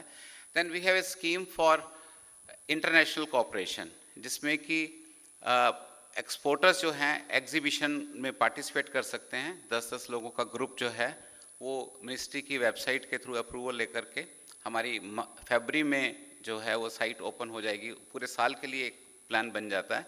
तो ईपीसीएच या और जितनी भी ऑर्गेनाइजेशंस हैं, they can organise and they can get the approval for such kind of exhibitions. Moreover Haryana government की एक स्कीम है कि जिसमें लोग पार्टिसिपेट करते हैं फॉरेन एग्जीबिशंस में, और उसमें भी लगभग 4 लाख रुपए तक जो है वो रीइंबर्समेंट मिल जाती है। हर एक एमएसएमई को एक बार जो है साल में वो बेनिफिट ले सकते हैं। प्लस वो हमारी जो स्कीम है जो एमएसएमई की स्कीम है उसमें पार्टिसिपेट कर सकते हैं। इसके अलावा एनएसआईसी भी इस तरह की एक स्कीम ऑपरेट करता है। तो हमारे इसके अलावा कुछ फ्रेट सब्सिडी की भी स्कीम है हरियाणा गवर्नमेंट की, जो फर्स्ट टाइम एक्सपोर्टर्स हैं उनके लिए भी फ्रेट सब्सिडी का भी प्रोविज़न है। इस तरह करके जो जेड सर्टिफिकेशन, उसके लिए जेड सर्टिफिकेशन ज़रूरी है। जो हमारे एक्सपोर्टर भाई हैं, मैं उनसे ये भी रिक्वेस्ट करूँगा कि वो zero defect zero effect certification के लिए भी जाएं। उसके लिए अगर हमें डिटेल में अगर कुछ प्रोग्राम करना चाहते हैं तो हम ईपीसीएच या फीओ से मिल करके उस तरह के प्रोग्राम भी कर सकते हैं। हमारे ऑफिस ने एक चैम्पियन पोर्टल लॉन्च किया हुआ है। तो आपके जो भी सजेशन हों या ग्रेवियंसेस हैं या जो भी प्रॉब्लम्स हैं, आप चैम्पियन पोर्टल पर डाल सकते हैं। हम उनको रिस्पेक्टिव जो डिपार्टमेंट है उनके साथ टेकअप करते हैं और उनसे करेस्पॉन्डेंस करके उनको सॉल्व करने की कोशिश करते हैं। एक इम्पॉर्टेंट बात यह है कि जो एक्सपोर्टर्स हैं उनके लिए एमएसएमई की डेफिनेशन को जानना काफ़ी ज़रूरी है, क्योंकि जो हमारी जो भी डेफिनेशन है उसके 2 क्राइटेरिया हैं, आपकी investment in plant and machinery and turnover. अभी जो investment in plant and machinery है, पहले हम उसको ओरिजिनल बुक वैल्यू पे लिया करते थे, अब हम उसको डेप्रिशिएटेड वैल्यू पर लेते हैं। इम्पॉर्टेंट थिंग इसमें ये भी है कि जो आपके हैंडलिंग वाले इक्विपमेंट हैं या टेस्टिंग के इक्विपमेंट है उसको भी हम अलग कर सकते हैं। तो हमारी जो investment in plant and machinery है वो कम आ जाती है। मोर ओवर टर्नओवर में एक्सपोर्ट जितनी भी होती है हम उसको नेगेटिव माइनस कर सकते हैं। तो आज की डेट में कई लोग सोचते हैं कि मेरी 600 करोड़ की टर्नओवर है या 700 करोड़ की टर्नओवर है और 50 करोड़ से 30-40 करोड़ की जो है हमारी मशीनरी में इन्वेस्टमेंट है, तो मैं एमएसएमई में नहीं आता। तो दे हैव टू रीथिंक। इसके लिए उनको ये सोचना पड़ेगा, क्योंकि पूरी की पूरी एक्सपोर्ट की टर्नओवर आप अपनी टर्नओवर में से निकाल सकते हैं to finalise the criteria for becoming an MSME. इसके लिए मैं चाहूँगा कि उद्यम रजिस्ट्रेशन जो हमारा शुरू हुआ था, आप सब लोग उद्यम रजिस्ट्रेशन जरूर करवाएं। It's a dynamic system of registration, जिसमें कि हर साल हम जो टर्नओवर का डाटा है वो GSTN से लेते हैं, और आपका जो इन्वेस्टमेंट का डाटा है वो इनकम टैक्स रिटर्न से लेते हैं। तो हम सब लोगों को अपना लेटेस्ट उद्यम रजिस्ट्रेशन करना चाहिए। This is totally free of cost. You can approach our office at Karnal. हम लोग फ़ोन पर भी आपकी इस तरह से जो है मदद कर सकते हैं। हम लोग काफ़ी प्रमोट करते हैं कि आपकी कॉस्ट ऑफ फंड्स कम हो। इसके लिए हम SME एक्सचेंज, जो हमारा NSE का पार्ट है, उसके साथ लोगों की मीटिंग्स करवाते हैं, ताकि लोग जो है इंटरेस्ट कॉस्ट से बच सकें, अपनी इक्विटी रेस कर सकें और अपनी वैल्यूएशन मार्केट में बढ़ा सकें। अगर आप कुछ डाटा देखेंगे तो पिछले एक साल में जितने MSME जो है NSE के SME बोर्ड पर आए हैं, उनकी वैल्यूएशंस काफ़ी गुना बढ़ी हैं। तो नॉट ओनली कि आपका इंटरेस्ट कॉस्ट आप बचा सकते हैं, आप अपनी कंपनी को कई गुना ग्रो भी करा सकते हैं। इसमें सबसे बड़ा रोल रहता है कि हमारी बैलेंस शीट कितनी स्ट्रांग है, हम बॉटम लाइन क्या दिखाते हैं। क्योंकि एक्सपोर्टर्स मोस्टली सारा उनकी सभी कुछ जो है वो बिलिंग वगैरह प्रॉपर होती है, तो उनकी बैलेंस शीट स्ट्रांग होनी ही चाहिए। नहीं तो अपनी बैलेंस शीट को स्ट्रांग करें और खुद को इंटरेस्ट से बचा करके और SME एक्सचेंज की तरफ जाएं। उसमें अगर आपको कुछ गाइडेंस चाहिए, सपोर्ट चाहिए, तो हमारा ऑफिस वो प्रोवाइड कर सकता है। मेरे पास इतना ही समय था, और ये जो ओकेज़न मैं मान रहा हूँ, मैं करनाल से स्पेशल चल के आया, it was just to introduce my office, कि मैं आपको बता सकूँ कि हमारा ऑफिस क्या करता है। इसके अलावा अगर आपको इसमें डिटेल्ड कोई इन्फॉर्मेशन चाहिए हो तो you can always approach our office. Thank you.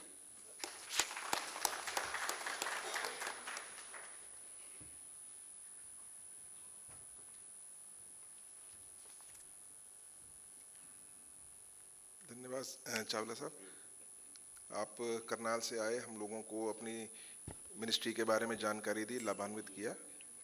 मैं रिक्वेस्ट करूंगा श्री संजय बेहरा जी से, जो कि ब्रांच मैनेजर हैं ECGC से गुड़गांव के ब्रांच के लिए, तो वो आएँ और हमारे एक्सपोर्टर्स से ब्रीफली एड्रेस करें उनको और अपने स्कीम के बारे में बताएं, जो एक्सपोर्टर फ्रेंडली स्कीम्स हैं आपकी।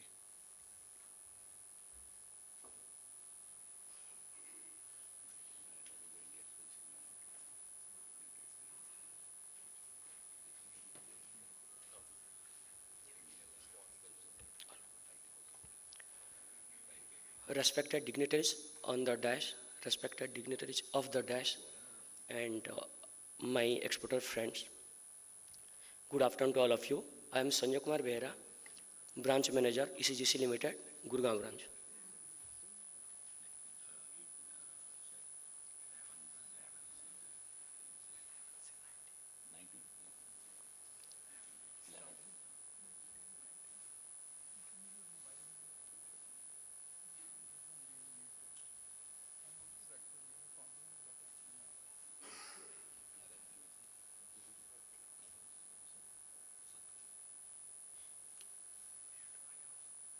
ECGC was established in the year 1957.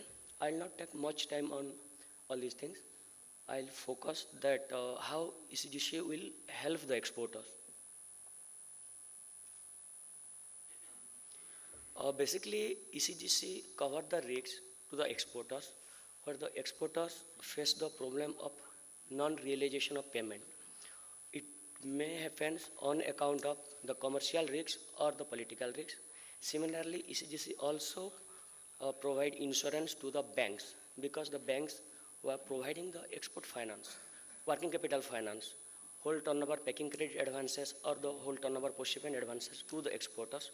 In turn, the exporters get the fund to run their business. So in both the cases, ECGC is there to help.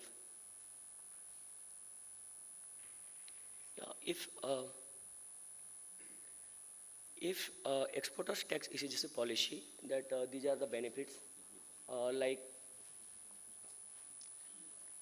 it will secure their credit loss. They can enter into a new market. They can deal with a new buyers. Even across the globe, they can start their business. Terms of payment they can choose as per the requirement, as per the negotiation with the buyers, either LC or non-LC. They can even, because of ECGC policy, they can approach the banks, and banks will be also in a safer position to provide export finance to the exporters. And they, even if the payment doesn't realize from the overseas buyer, ECGC is there as they are the policy holders, so they can easily approach ECGC and the claim will be settled. At least there will be no impact on their working capital. They can run the business smoothly. So these are different type of policies as per the requirement of the exporter in terms of the turnover, the terms of payment, the countries which they are doing with business. But I'll focus on the policy which will help to the MSME exporters. Okay. This is the small exporter policy. In this case, the anticipated export turnover of the exporter is if less than 5 crores, then this policy is suitable for them. And here, the 90% cover will be for the commercial risks. Usually, we are having different policies where the percentage of cover is 80% or 90%. But for this small exporter policy, for the small exporters, we have kept in such a way that the maximum benefit we can pass on to the exporter. So for commercial risks, we'll cover 95%, and for political risks, we'll cover 100%. Even the waiting period also, in normal cases in other policies, the waiting period is 30 days. If the payment is not realized from the due date, within 30 days the exporter has to intimate to ECGC, but in this case, even they can wait for 60 days also. Usually 30 days becomes difficult for the exporters because they would like to do further business with the buyer. But in this case, 60 days liberty is also given to the exporter. Even, in addition to that, I'll inform one thing, that on 20th of September 2022, an MOU has been signed between Ministry of MSME, Government of India and ECGC that the MSME exporters who will avail ECGC policy and on which they will pay premium, then in a financial year, 10,000, maximum 10,000 premium will be refunded to the exporters. This will be applicable to the MSME exporters who has registered and obtained the IE certificate, import-export certificate, which should not be more than 3 years old, and who are having Udyam certificate. So it's my request for you all also that have a Udyam certificate that will help you. Even if you are having ECGC policy, first thing is your non-payment risk will be secured. Second thing is, even if you are paying premium to ECGC, in a periodically, the premium will be refunded to you. And in turn, we'll submit the report to ministry also, and ECGC will also get the reimbursement out of it. So this is the small initiative government has taken to encourage the small exporters. These are the commercial risks and the political risks which we cover in this policy. But yeah, these are the risks which we don't cover, so we'll have to be a little bit cautious while dealing with the buyers. The quality disputes, that is not covered. But many of the times it happens at the time of interactions. If you will be having any questions, then I'll attend it. Then buyer failures to obtain import license, loss or damage to the goods, that is covered by general insurance. Exchange rate fluctuation, that is not covered by us. Failure of exporters to fulfill terms of the contract. So whatever the terms and conditions that is being mentioned in the contract or the purchase order before making shipments, that has to be fulfilled by the exporter. Otherwise, it will be a problem. This is on the part of the exporters when they are having policy. These are the guidelines they'll have to follow. They'll have to comply with the ECGC. Valid credit limit, they'll have to take limit approval on that particular buyer. Premium has to be kept in advance in the account. Monthly declaration statement has to be submitted. Whatever shipments that will be made by the exporter, for example, in the month of January, by 15th of February, the declaration statement has to be submitted to ECGC. If payment is not realized within 30 days, in small export, I gave the example, in that case 60 days also time is there. They'll have to notify to ECGC that payment is not realized. The rest of things will take care. And lodgement of claim, there is enough time, in 360 days from the due date or 540 days from the expiry of the policy. So for lodgement of claim, there is not issue, enough time is there. But only thing is that once payment is not realized, timely you'll have to intimate ECGC by which we can restrict our liabilities, because there are n number of exporters from our country. They are also dealing with that buyer. So as and when we'll come to know that there is certain issue with regard to the payment, immediately we'll intimate our rest of the exporters not to make further shipment to that buyer. So which is very much important. So if on your part, if you will make any delay, then the deductions at the time of settlement of claim, it happens.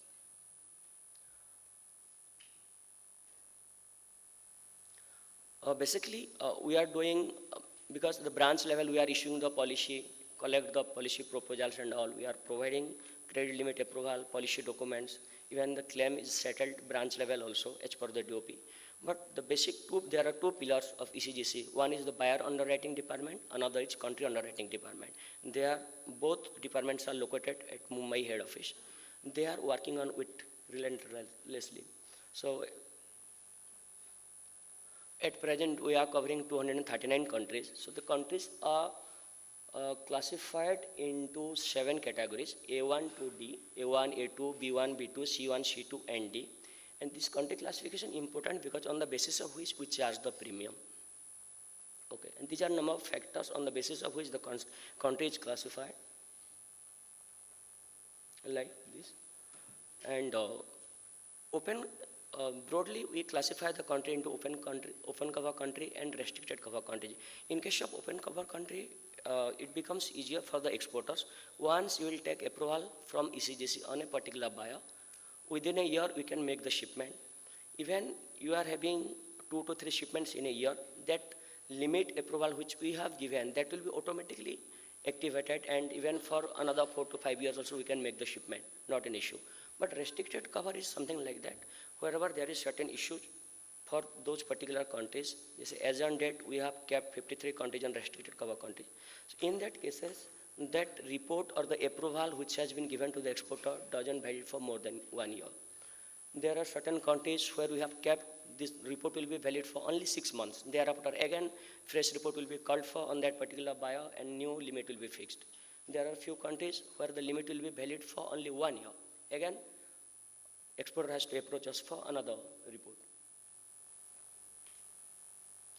And we are having that there are credit information agency across the globe.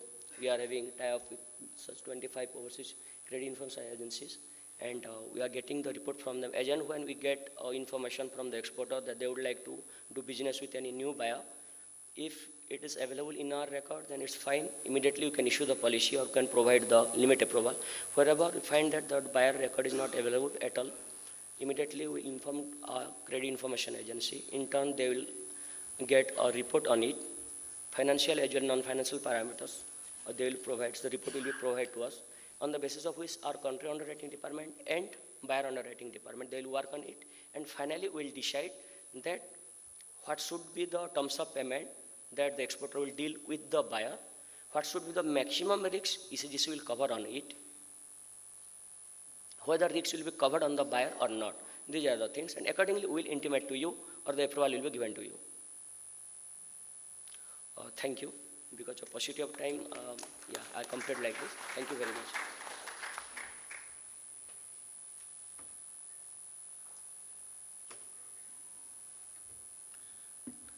Thank you, Behraji. This ECGC is a vast subject, but you have managed to somehow inform the nitty-gritties in a very short time. I think there will be some question answers, then we will be requesting you to address them. And now I would like to request Shri Vishal Dhingraji, who is the chairman of Sourcing Consultants Association. And sir is already here with our team of buying agents who are going to, help us. Sir will be sharing their experience and expert views to reach out to the buyers and growing your business through the buying houses amidst the concerns of the growing recession which we are hearing nowadays in the media. So we would like to request Vishal sir to kindly guide us.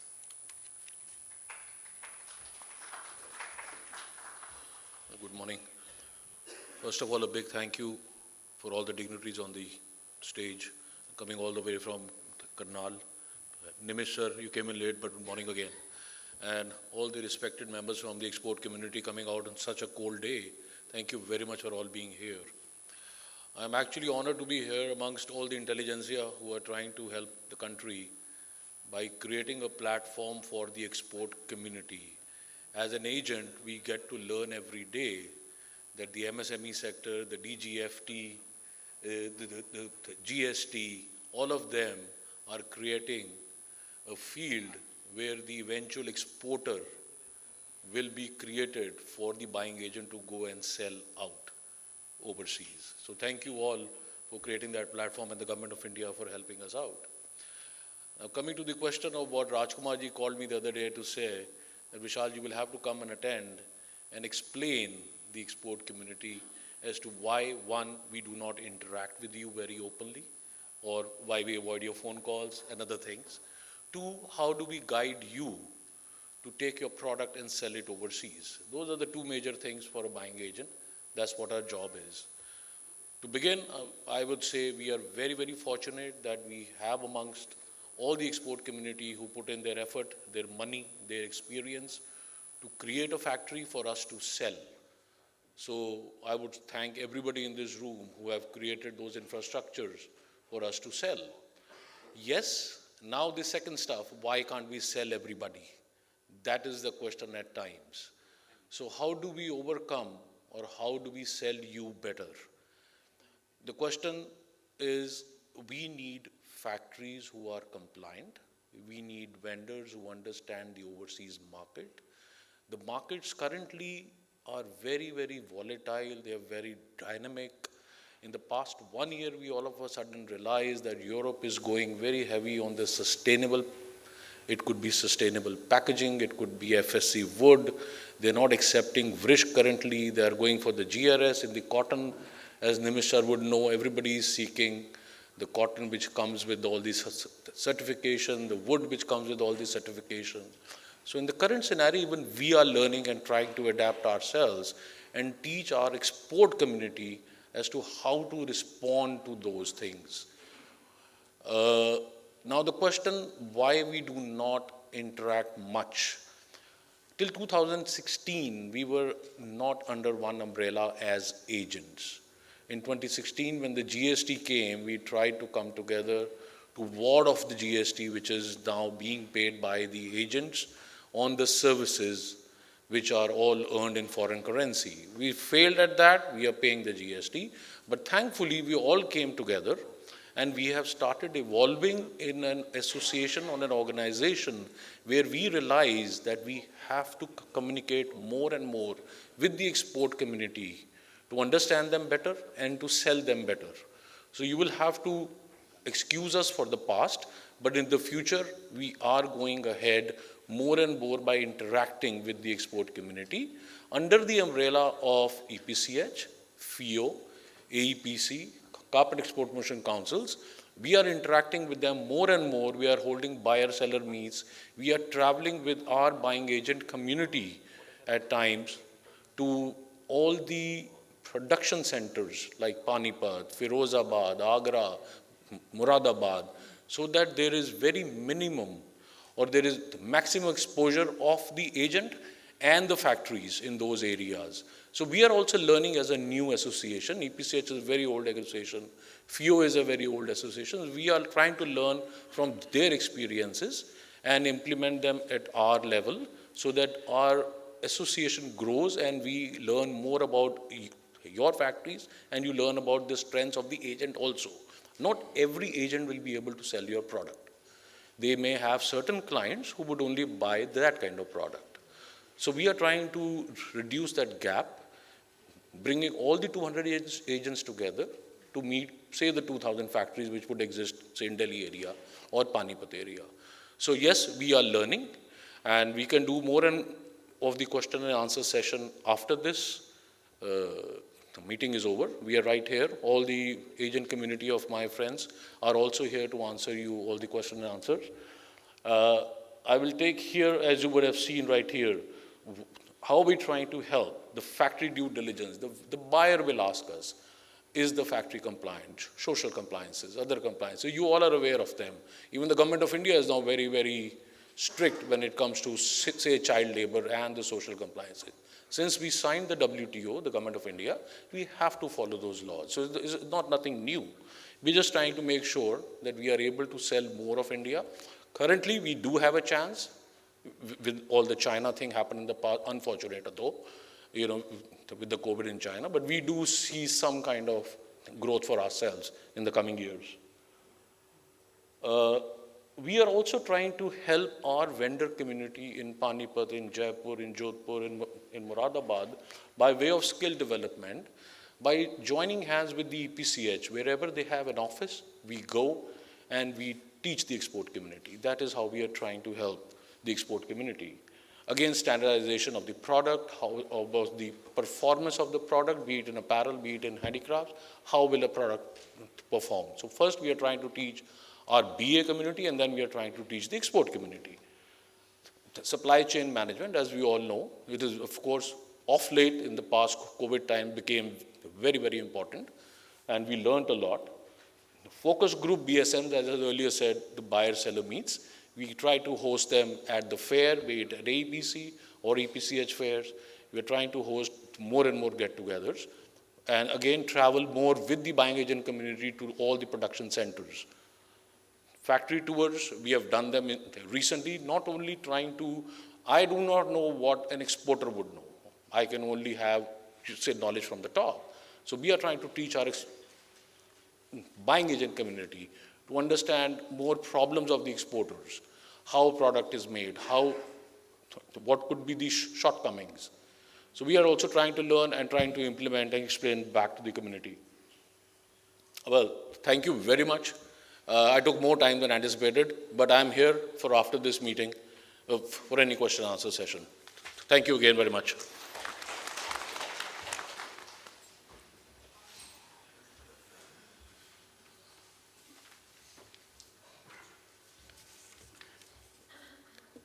Thank you very much, Vishal sir. Now I think it's time to begin with our question and answer session. And we have our experts and dignitaries on the dais. Member exporters who are here, they may mention their company name. They can put up a question and address to whom. ये भी please साथ साथ बता दें. इससे पहले chairman sir आप कुछ कहना चाहेंगे? हैंड माइक दे दीजिए सर यहाँ पे. Cordless mic. हाँ.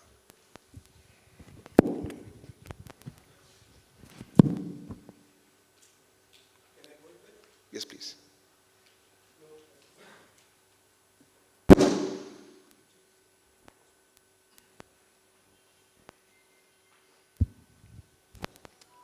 Good morning, everyone. My name is Rajesh Pahadia, and I represent Cripco Agri, and been associated with FIO since last 2.5 decades. And Rajkumar sir has been one of the mentors to me, wherein he has been guiding with all kind of one-stop solutions with regard to any kind of issues, whether it was related to DGFT, any kind of clearances or any kind of compliances, he has been doing so. I'm really delighted that the kind of insightful informations which about GST and ECGC has been shared on the dais by the dignitaries has been really good one at the beginning of 2023.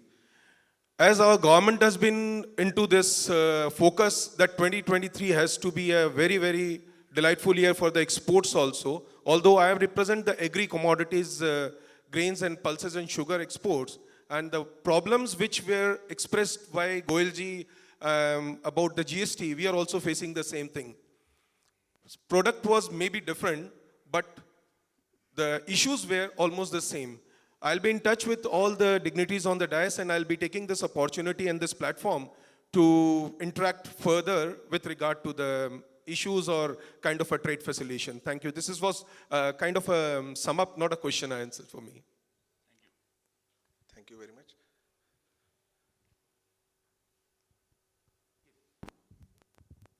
Sir, I'm Vikram from my company name is MedCafe Ganesha. I start up in exports. I wanted to ask ECGC. ECGC is one ECGC for the whole country, or it is state-wise? And how much maximum compensation for the loss we can get? 95% is maximum, or it can be 100%. And the premium for ECGC is refundable or not? Thank you. Mr. Behra को दे दीजिए please mic. Pankaj आप dice से ले लीजिए. हाँ.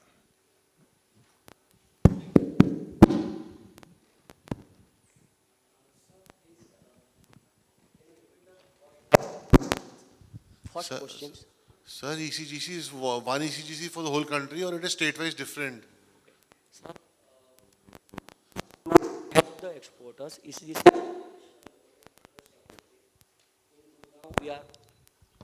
we are having office at phase 5.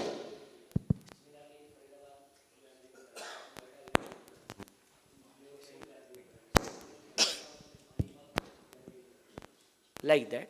So which one is nearer to you as per your KYC documents? Okay, the GST and I certificate.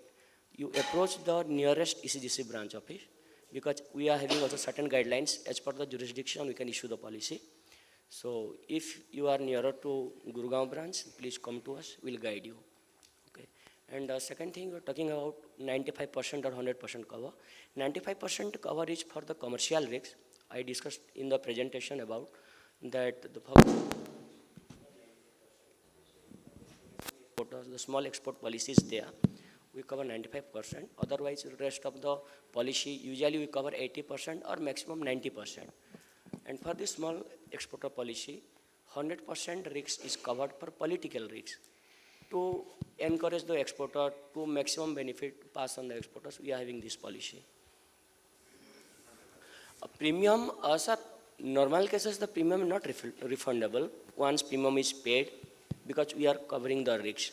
Okay, insurance business, it so happen like that out of 100 exporters, 100 exporters will remit the premium. There will be 1 or 2 exporters, they will be having payment issue. So whatever premium collected from the remaining exporters, that will be compensated to the 2 exporters who are having payment issue. This is the normal practice. But recently, the MOU has been signed between Ministry of MSME Government of India and ECGC on 20th of September 22, that the MSME exporters who will take policy from ECGC in a financial year, 10,000 rupees will be refunded to them. Okay, but you need to have the Udyam certificate as well as this is only applicable for the new exporters, new MSME exporters who are having this import-export code should not be more than 3 years old. Okay. Thank you भाई. पंकज जी पीछे mic दीजिए, पीछे बुला रहे हैं. अच्छा आपका.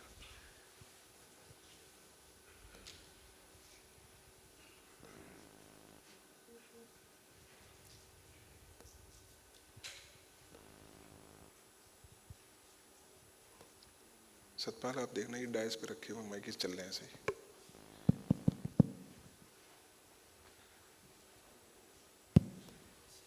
Next question Pankaj पीछे है एक्सपोर्टर हमारे बेटे. Good afternoon. I am H.L. Sharma. I am from Usha Marthas Metals Limited, Udyog Bihar, Gurgaon.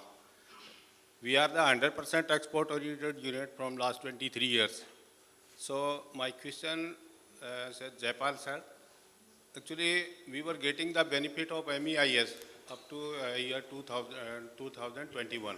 Now the government has withdrawn this scheme, so we are requesting you ki whether any other facility is given by the government in place of this facility.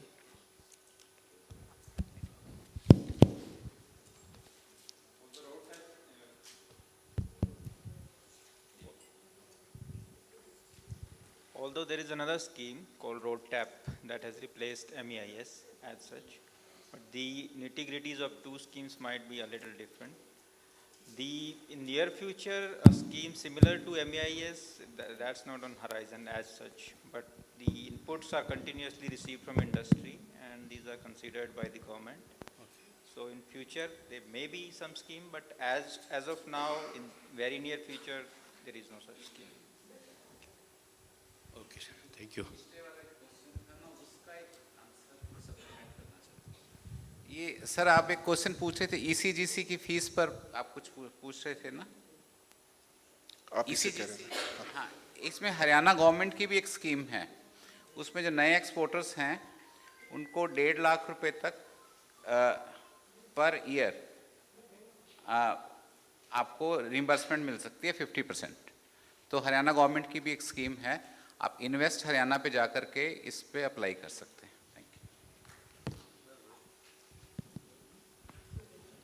My name is Pranav Garg and I'm from Star Polyfilms. I'm a new exporter entering the market. My question is to the ECGC insurance. What is the insurance coverage for goods lost in transit or any quality damages during transit? What is the procedure there?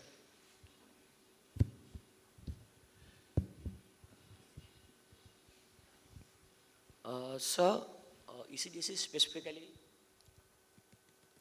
covers the non-payment risks. So if anything happens during the transit period, that has to be covered by the other general insurance companies. Okay. And with regard to quality issue also, ECDC doesn't cover quality issue because as per the terms and conditions, whatever the features that was decided between the buyer and exporters, that has to be fulfilled by you. However, many of the cases, it so happen that once the goods are accepted by the buyer, at the time of payment, they raise the issue like there was certain quality issue. That's why they are going to pay 60 or 70% of the GIV or the gross invoice value. Like that. In that case, it is very subjective, but we'll have to decide, we'll have to think, scrutinize the documents that whether as per the contract, the exporter had taken the quality inspection certificate, or is there something like the buyer had nominated the person to inspect the quality before making shipment. If that has been fulfilled by the exporter, then there is not at all quality issue. Again, like the goods, once the goods are accepted at the time of acceptance of goods, buyer is not asking for any quality issue. But at the time of making payment, like after 30 or 60 days, that they are issuing the problem like there are certain quality issues. It's, we infer that there was no quality issue. It's deliberation of the buyer not to make payment. Something like that. It's subjective. Case to case, you'll have to decide.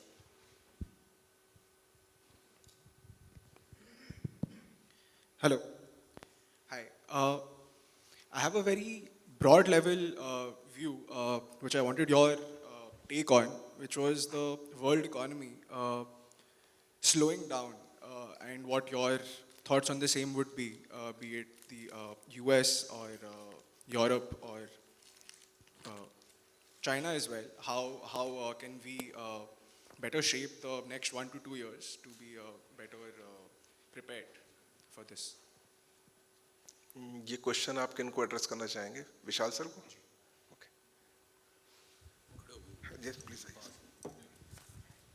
Yes.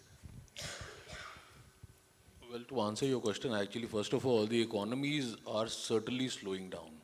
Slowing down from the, actually back to the pre-COVID levels from what I understand.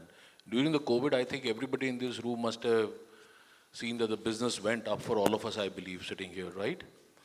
And then now it is shrinking back probably to the pre-COVID levels, and that is what we keep on talking about every day. The business is not going down as much. It is only simply going back to the pre-COVID levels. Yes, we have expanded capacities in the past 2 years. I believe we will have to learn as to what China offers more and we cannot. And that is where we need to fulfill the shoes or fill the shoes what China would leave behind or create some kind of opening for us.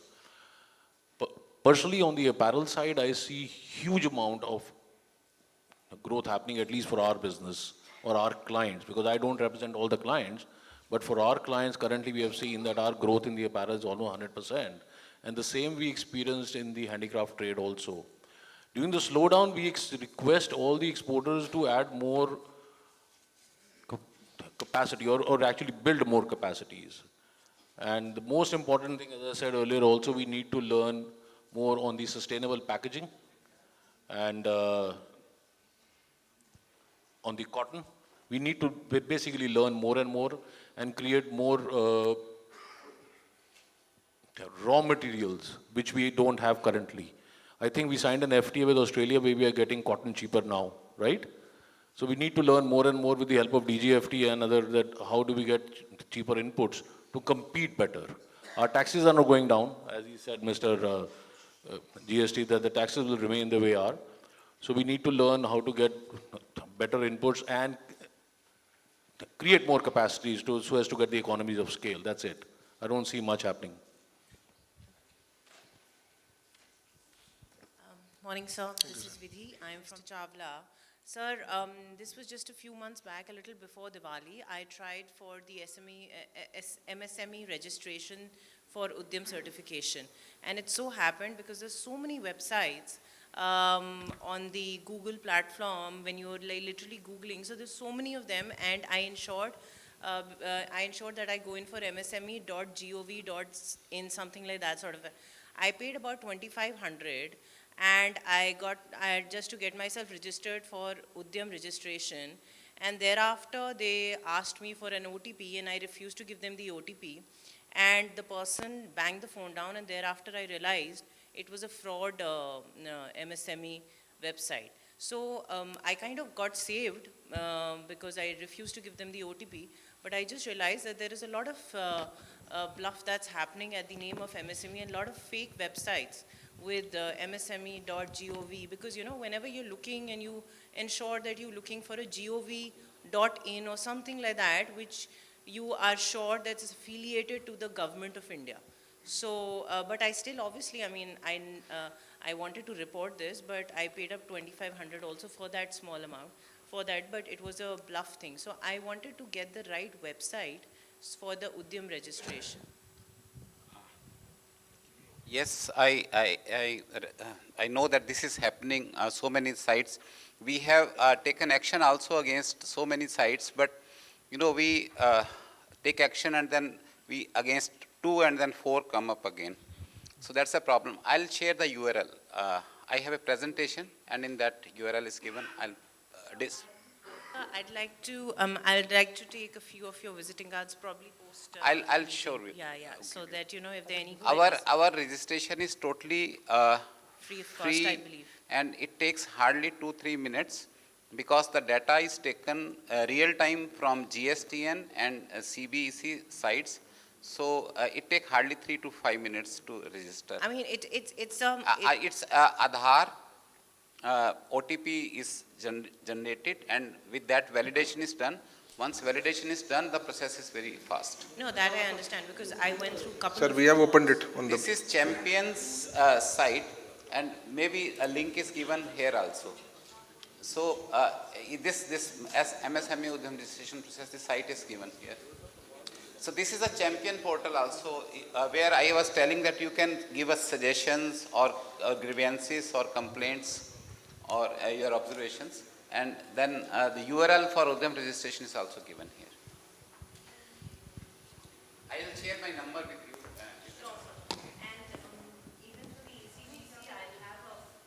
Even for the ECGC, I will require a couple of, because I understand these are only for the new exporters, people who've been exporting for quite some time. You cannot avail the ECGC, right? Is what I understand. So even if the product line changes, they still will not get that ECGC benefit. Like if you were exporting in an A category and now you start exporting in a B category, so can you avail the you've been the parent firm is same. So does the person avail the ECGC for the new category or no? Ma'am, not an issue at all. At present, we are covering 239 countries. It may so happen that there are one buyer who is pertaining to A1 countries. Subsequently, you would like to make shipment to another buyer who is pertaining to B1 or B2 countries. Not an issue at all. Accordingly, that premium rate has been decided. For each and every buyer, you can take approval from ECGC. Subsequently, you can change the terms of payment. You can change the buyer also, country also. Not an issue.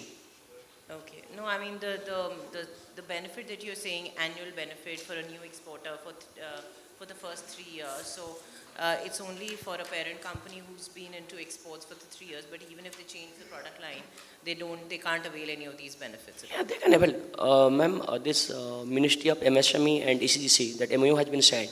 Yeah, this will be valid up to 2025. Okay. So this benefit can be passed on. Sure. Thank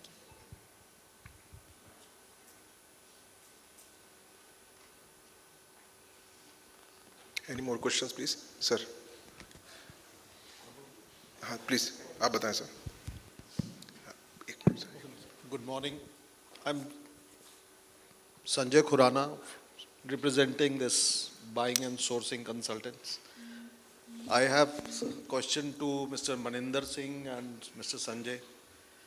Mr. Maninder Kumar, sorry.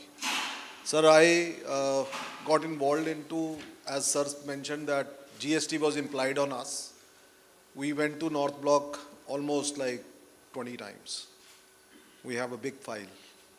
We are implied with as an agent. We changed this name. We were called buying agents, BAA, but now we are calling us sourcing consultants because of the agent clause 12.2, we were like agents. So, and there was a very good point of gentleman who mentioned that we are being implied with GST without adjusting the expenses also. Whatever invoice we raise, we have to pay 18% of GST. No matter we get the payment from the client or we don't. So still we have to pay 18% GST, which is like a big loss to us because it's direct loss. There's nothing we can accommodate or adjust. I can share the documents what we have. And coming to Mr. Sanjay is that as we are making this loss, our revenues are going low. Everyone is suffering that because it's a direct payment from the client. And as I just saw, there was a clause saying services are covered in the ECGC. Can we get a cover as sourcing consultant? We'll need to discuss about it.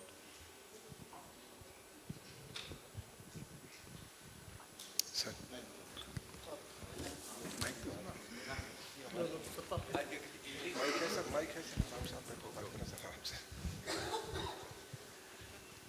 We were discussing about this with Mr. Dhingra prior to this meeting. And I'll tell you one thing, this is a policy matter because see, whether something is taxable or not is decided by the council. And we at the field level are just the implementing officers. But you rest assured, if you can give me your representation, I can at least ensure that it reaches the correct man in the North Block. But even then, the examination and the necessary decision will finally lie with the council only. They can take it to the council, they can deliberate upon in the law committee meetings or all. But final decision lies with the empowered committee of ministers and all, and they will have to decide. So, will you please give your representation to me? I'll forward it to the...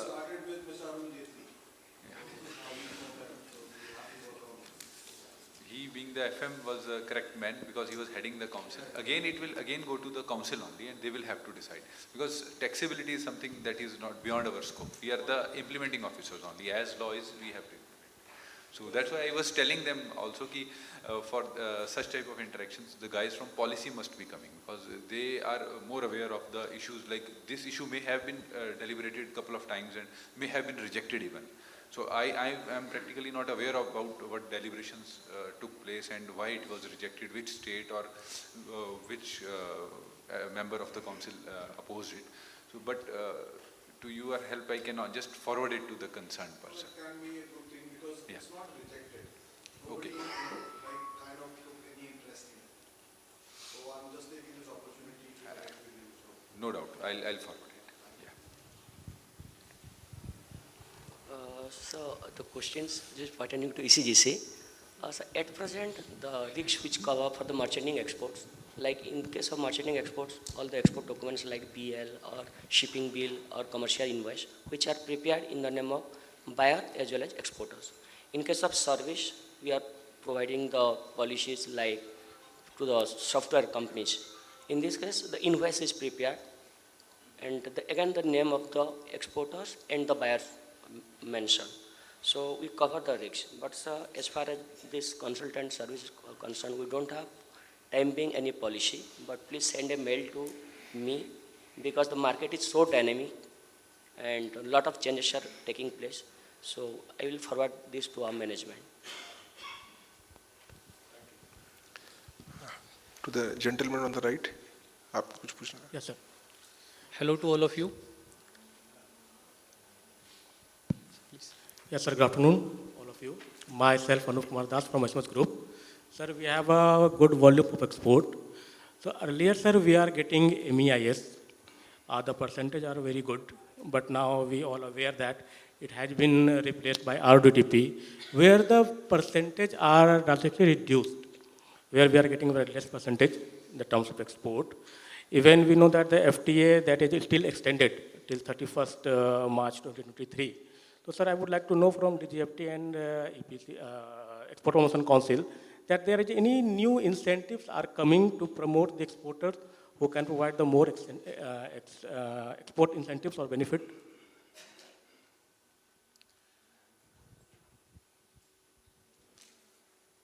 So in terms of benefit like MEIS, as I already told that there is no scheme on the horizon as of now.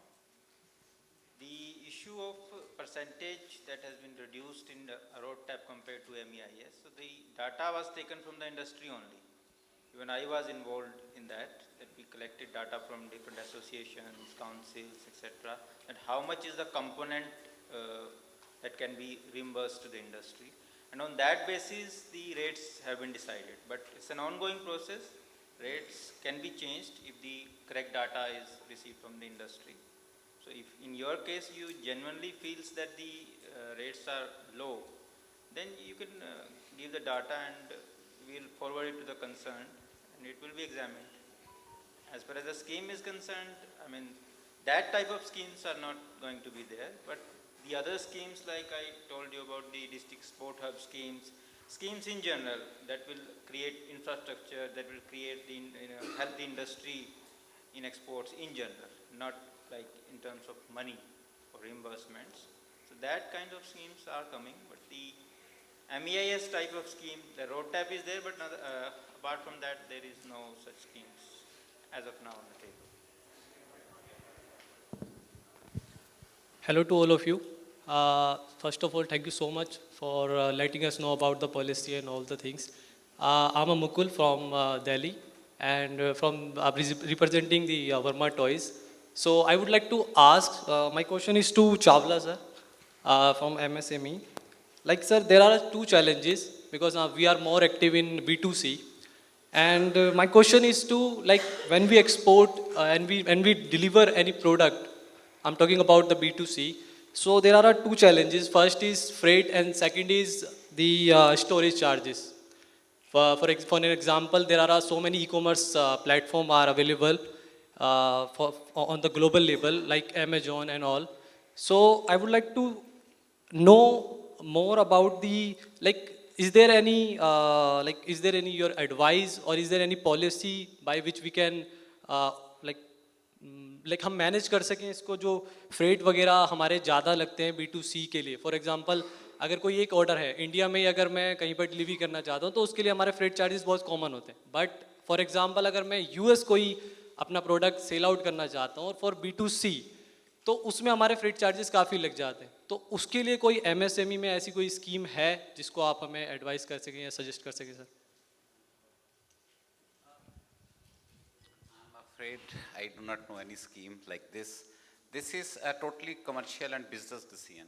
And if you have to be competitive, by making groups or maybe, negotiating with people. So as such, Government of India doesn't have any scheme, in my knowledge.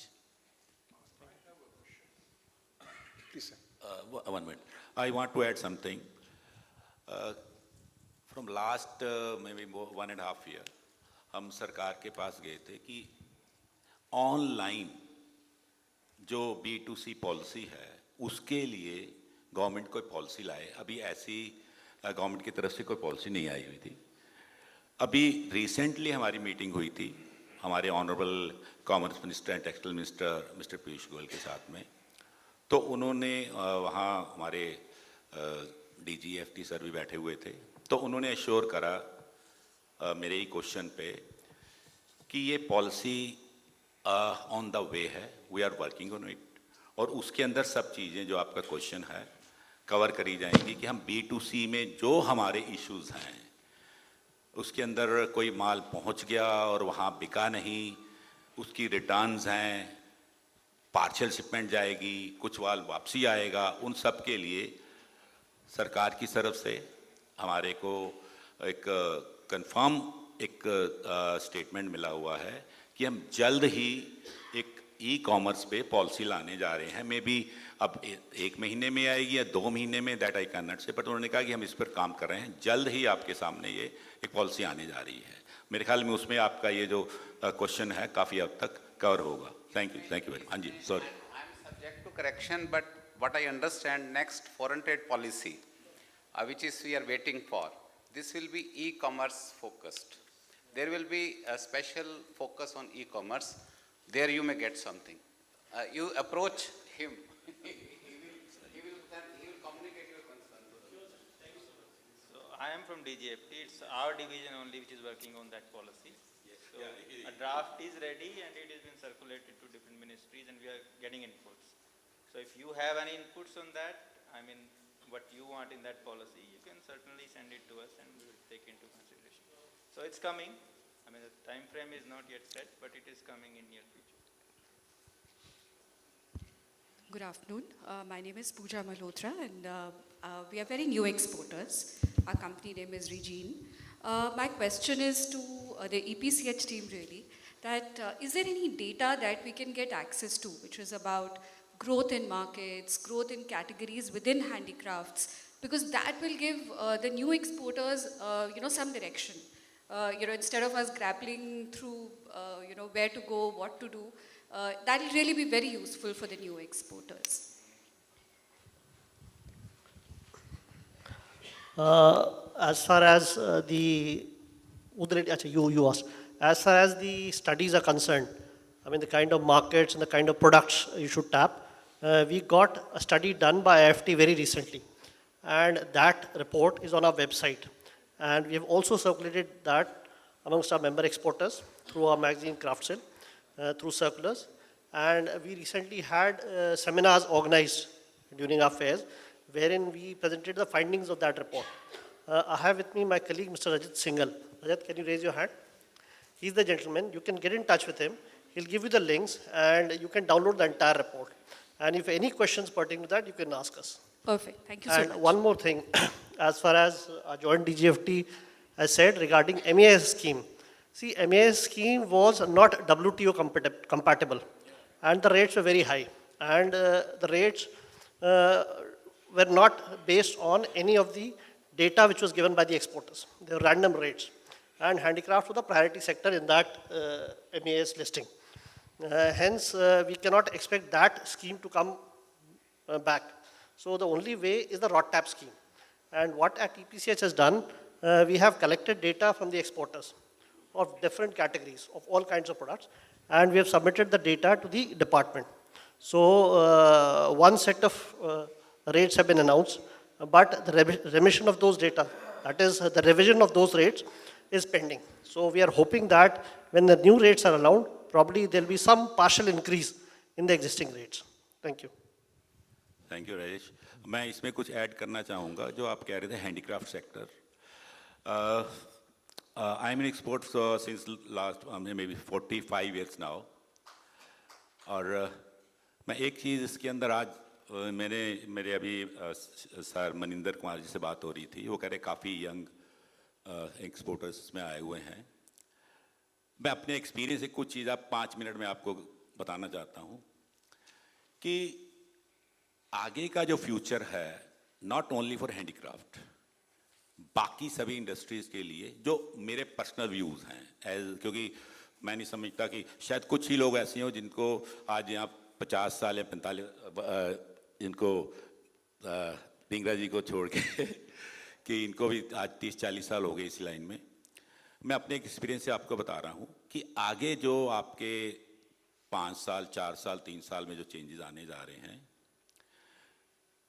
आपका design एक part है, वो अभी भी आपको चाहिए। आपके price एक पार्ट है आपके बिजनेस के लिए, आपकी क्वालिटी एक पार्ट है, डिलीवरी एक पार्ट है, ये तो है। इसके साथ ऐड क्या होने जा रहा है जो मेरे व्यूज़ में है, आपके आगे प्रोडक्ट सस्टेनेबिलिटी, ये आप नोट कर लें, ये मैं अपने आपको अपना क्लियर व्यू दे रहा हूँ आपको। एक वेस्ट मैनेजमेंट आगे आपकी इंडस्ट्री के लिए, फैक्ट्रीज के लिए बहुत ज़रूरी होने जा रही है। एक आपका ब्रांडिंग, जितना ई कॉमर्स आता जाएगा, आपकी प्रोडक्ट की ब्रांडिंग आपको वैल्यू देगी।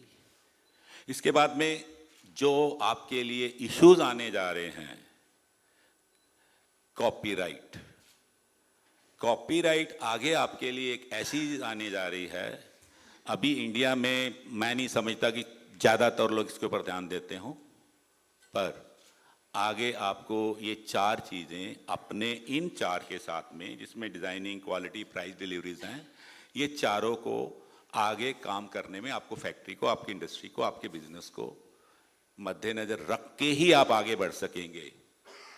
और उसके लिए अभी चाहे हम जीएसटी की बात करें, चाहे एमएसएमई की बात करें, या हम ईसीजीसी की बात करें, अगर आपकी फैक्ट्री कंप्लायंट है तो उसमें आपकी तकरीबन 90% चीज़ें कवर हो जाएंगी। आप वेंडर का केवाईसी भी रखेंगे, आप वेंडर का एड्रेस भी वेरीफाई करेंगे, उसकी हर रिकॉर्ड आपके पास रहेगा, आप वेस्ट मैनेजमेंट भी उसमें आपको करनी पड़ेगी, आपको ब्रांडिंग भी देखनी पड़ेगी, सब चीज़ कवर हो जाती है। विशाल जी, मैं ठीक कह रहा हूँ? तो इसीलिए जो एक स्टेटमेंट है, टॉप लाइन है कि योर फैक्ट्री एंड इंडस्ट्री, जहाँ भी आप काम कर रहे हैं, वो आगे फ्यूचर में कंप्लायंट होगी, तो ये मार्केटिंग वाले आपको एंटरटेन करेंगे।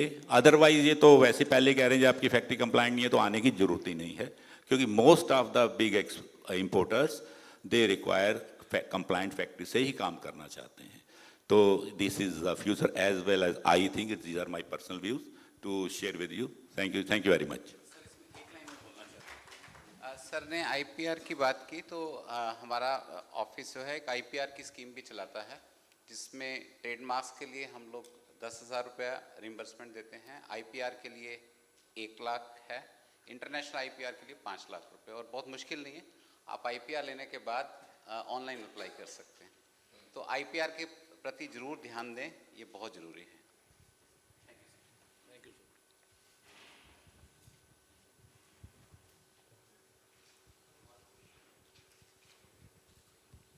Sir, is there any nodal officer from government side or from FIO at the customs? If we have some problem at the customs, he can help us.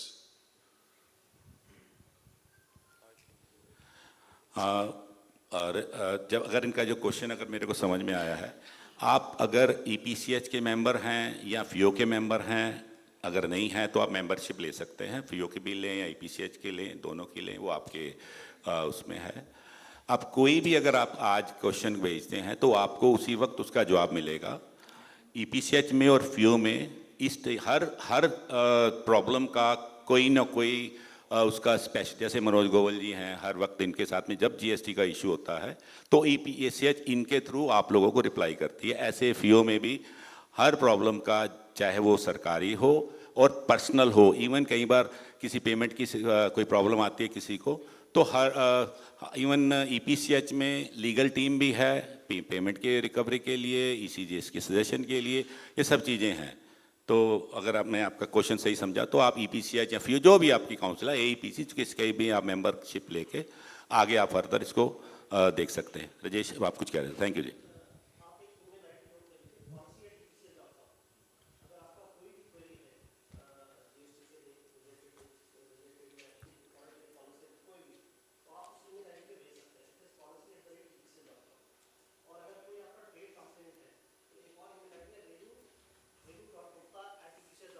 Correct है sir.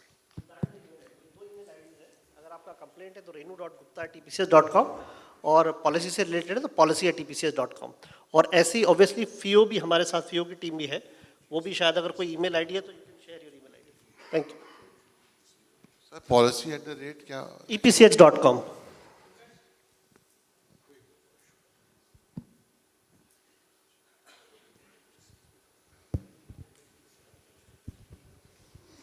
Sir, good afternoon. My name is Pushkar Joshi. I basically represent a logistic company. So I have like a lot of customers like exporters, importers.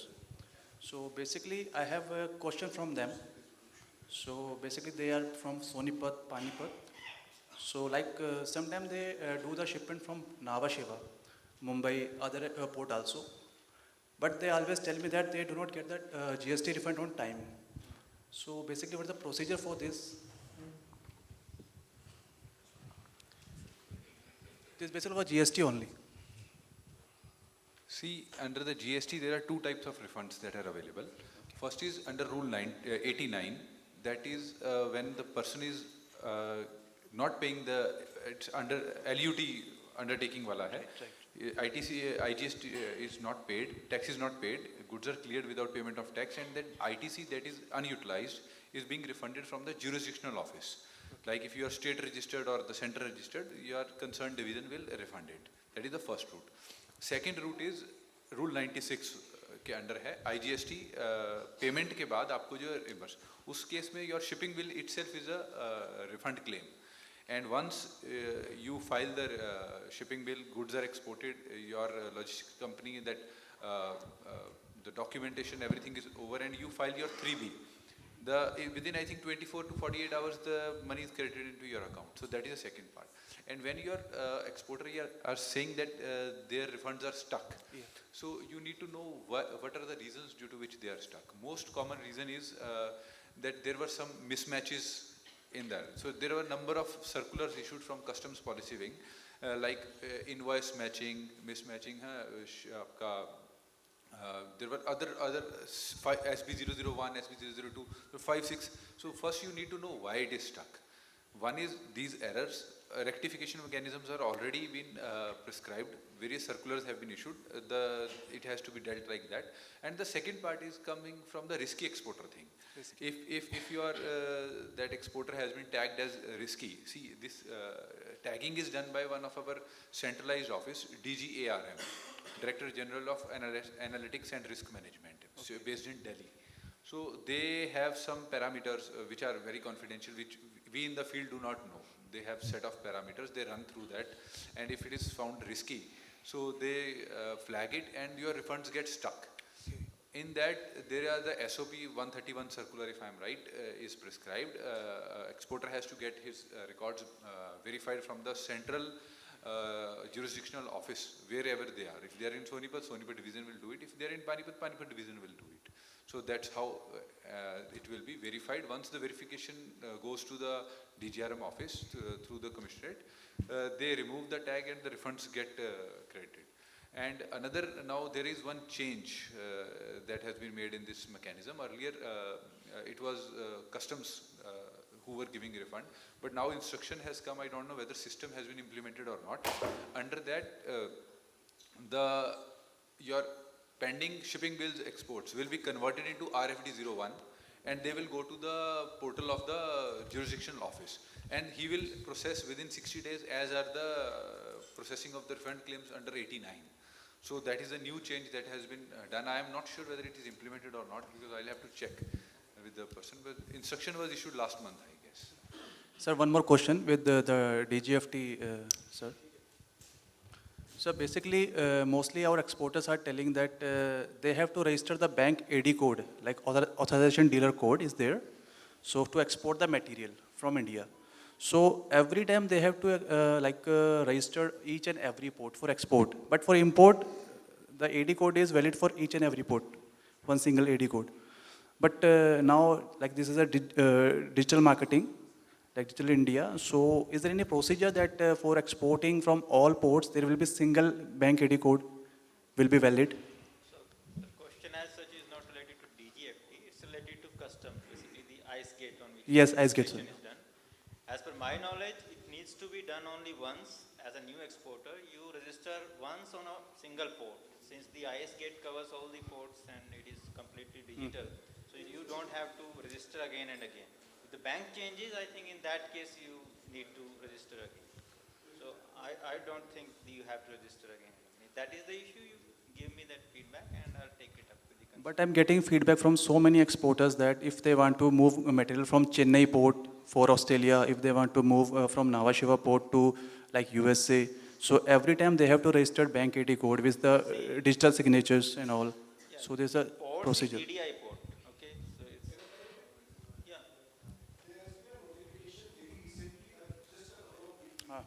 Okay.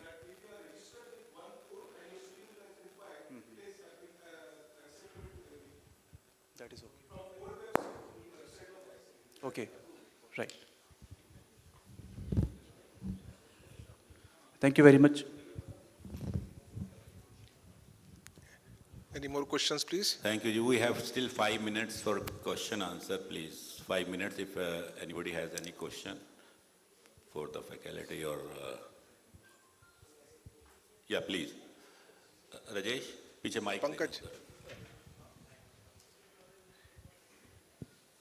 Hi sir, my name is Shubham and I'm from Maidas International.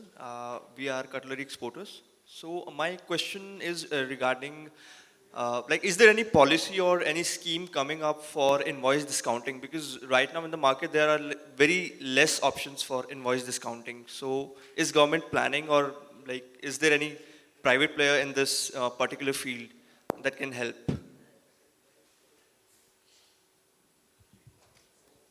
There is no such scheme as such, but if you give inputs, we have not received any inputs even on such a scheme. So if you give inputs, we will start the consultation. Last month I met SIDBI chairman in one of CIA event. So he was telling me about GST Sahay. That's some website that is coming up for invoice discounting, and it is without collateral. So I don't know if it's coming up or. In commerce, there is as such no such scheme, but if the other department, maybe finance or somebody else. Okay, so maybe even Narendra sir is aware of that scheme or something like that. I think I'm a misfit here. All our facilitators, we are only the people who are collecting tax. I'm not sure. We are here to extract tax from you. So they are distributing. Sorry dear, I'm not aware of it. No issues. Thank you. You can please forward this question to EPCH. We will look into it. The email ID that has already been given, policy@epch.com. Okay. And we will see to which department it has to be addressed, and we'll get back to you. Sure. Thank you. Thank you. Rajat, please Any give the mic yeah, to the ma'am. please. Madam. Either mic dena. Madam ko de do. Hi, I'm Shivani, representing this buying and sourcing and consultants. I just have a advice which we can help us. Like if you guys can make a roadmap of the factory visits, like we are doing separately, right? If you guys can help us the good factories and with the product details and which can be roadmap from your side, so we can follow there.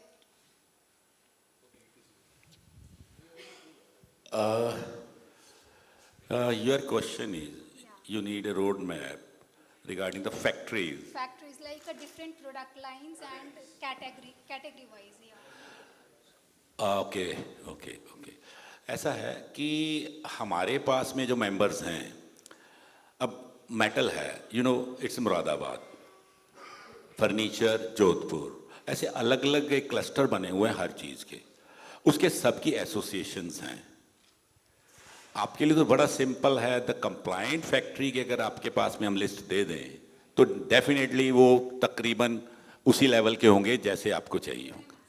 That is okay. तो that we can do. Still we don't have any numbers कि जो compliant factory हैं. We will go with that. मैं अपने director Rajesh ji कहूँगा कि हम आगे इस तरीके करें कि हम उसके साथ में जो मेंबरशिप के साथ में whether the factory is compliant और नॉट, उसको हम लेके चलें ताकि आपकी इन्फॉर्मेशन कोई ऐसे हो तो हम आपको प्रोवाइड करें. दी 10% या 20% फैक्ट्रीज आर कंप्लायंट और इनके ये प्रोडक्ट हैं. Is this okay? और Rajesh, we will do that. Thank you. Varun, mike दे दो पीछे मैडम को.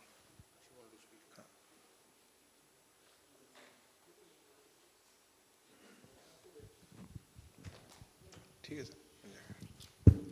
Good afternoon, everyone. This is Ankita from Ankitam International. I actually would like to ask, a lot of importers have asked me for the BSCI certifications. So how to proceed with that, because we are new exporters.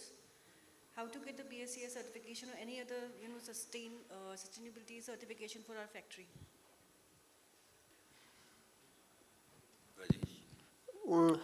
See, as far as any certification is concerned, we at EPCH only provide certification pertaining to handicrafts, whether the product is handicraft or not, and the WIC certification.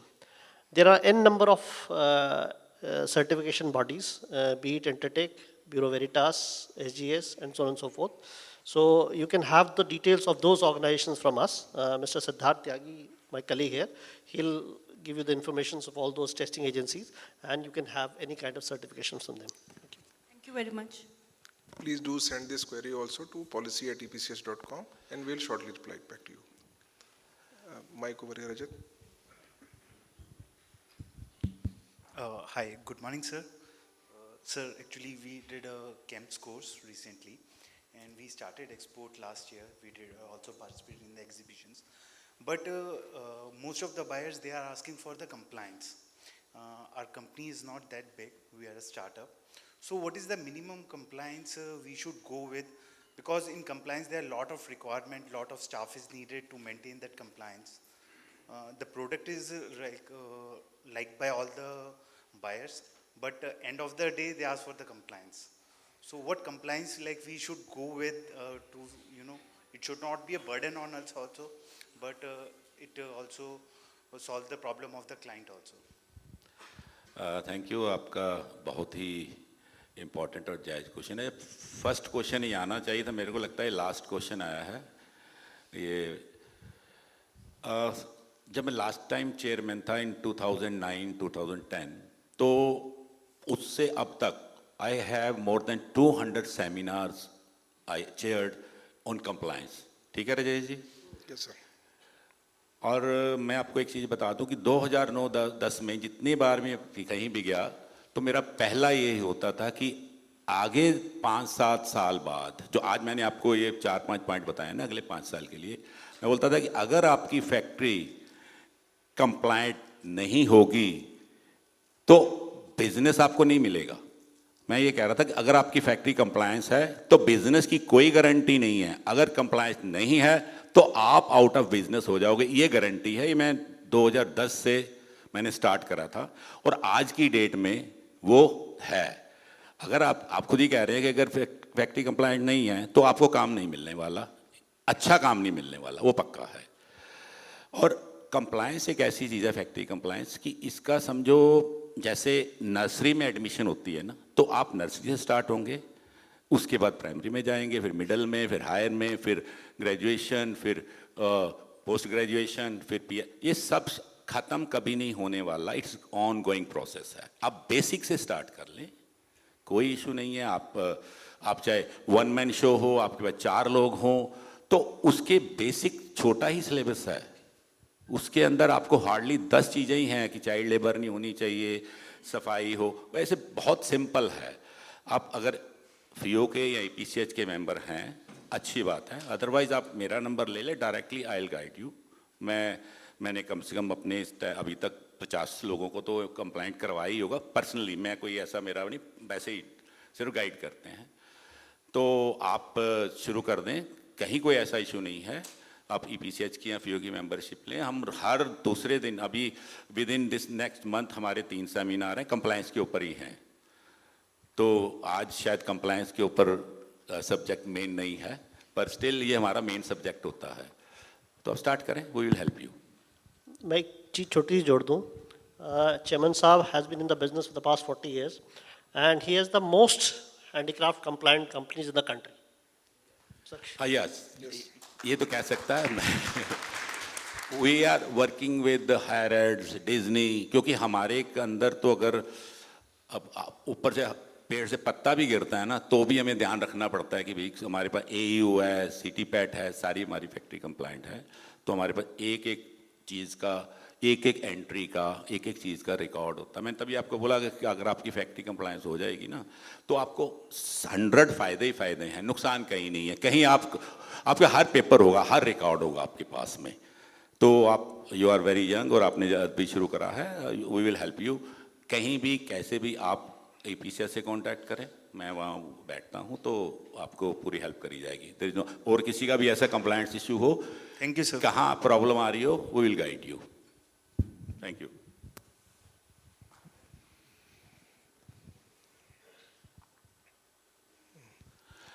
any further question or otherwise I request Siddharth to proceed with आगे का जो भी programme है thank you thank you very much sir I hope most of the queries have been sorted out but this is a beginning we would like to continue our engagement across the year, and we would like to get more and more queries and more information seeking mails from you, so that we can, continue engagement and promote your business. And I would also request Shri Ravi K. Pasi ji, who is our Northern Region EPCH convener as well as member Committee of Administration, to say few words. Sir ने अभी हमारा पूरा seminar देखा और sir से हम चाहेंगे कि गाइडेंस मिले.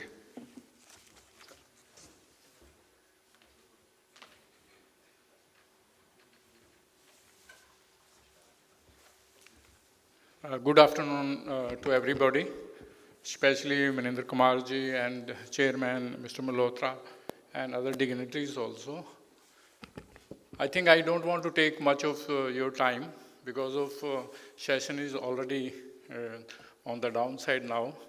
मगर कई चीज़ें जो मेरा भी एक्सपीरियंस है जो लास्ट कोविड पीरियड के अंदर, क्योंकि मेरा तो एक चेयरमैनशिप का जो 1 साल कोविड के अंदर गया, मगर उसके बाद मैंने एक्सपोर्ट कम्युनिटी के लिए कम से कम भी जो मीटिंग्स की थी मिनिस्ट्रीज़ के अंदर, that was 1190. It was all वर्चुअल्स, और जिसमें 4 शो वर्चुअल्स थे, ताकि आपको ये ना लगे कि हम खाली बैठ गए कोविड पीरियड के अंदर. और काफ़ी लोगों ने उस समय काम किया, और हमने सारे इंटरनेशनल बायर्स के साथ आपको अटैच करके रखा कि ताकि आपको आने वाले वक्त के अंदर कुछ जो भी डेवलपमेंट्स थी वो सारी हुई और करते रहेंगे. और मेरी आपसे एक और रिक्वेस्ट है, अभी फाइनेंस वाले भी यहाँ बैठे हुए हैं, क्योंकि हमारी भी मीटिंग्स जब पीयूष गोयल जी से काफ़ी हुई तो वो ये कहते थे, यार अब तुम सारे सेटल्ड हो गए हो, अब तुम मांगो मत, आप अपने ही जरिए से अपने ही मेहनत के साथ अपने आप को खड़ा करो. जैसे कि अभी रिस्की एक्सपोर्टर्स की समस्या आती हैं और अभी भी आ रही हैं, मगर इसके अंदर कुछ जो गलती हमारे एक्सपोर्टर भाइयों की भी होती है, वो कर जाते हैं, कुछ ना कुछ करता कोई है, भुगता कोई है. तो ये अभी मुद्दा जो चलता आ रहा है 4 साल से, मल्होत्रा जी भी मीटिंग्स के अंदर जाते हैं तो उसमें यही होता है कि हाँ जी यार ये रोडेक्स ये क्यों नहीं ख़त्म होता, ये रिस्की एक्सपोर्ट्स का मामला.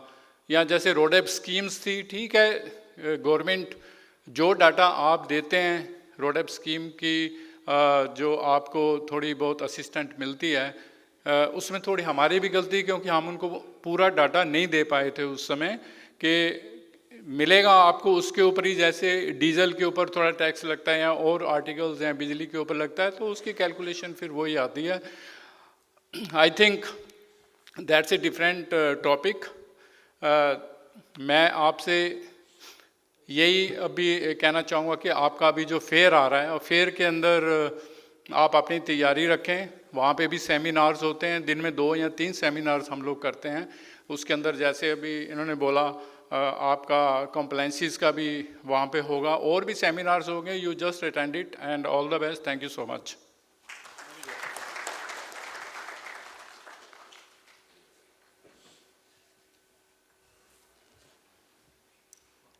We would like to facilitate our honored guests and dignitaries on the dais, requesting Shri Rajesh Rawat ji to kindly felicitate Shri Rajkumar Malhotra ji, our chairman EPCH and regional chairman FIO Northern Region.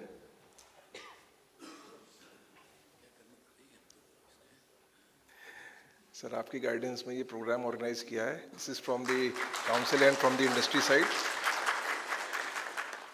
I would request Mr.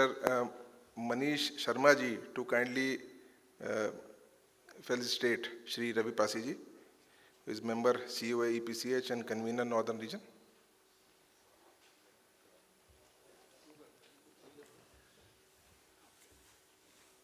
Industry में हमारे mentors हैं श्री मल्होत्रा जी और श्री पासी जी, तो हम आपका धन्यवाद करते हैं सर. मैं राजकुमार मल्होत्रा सर से रिक्वेस्ट करूंगा कि मनिंदर कुमार जी को भेंट स्वरूप स्वागत करें सर. उनका धन्यवाद.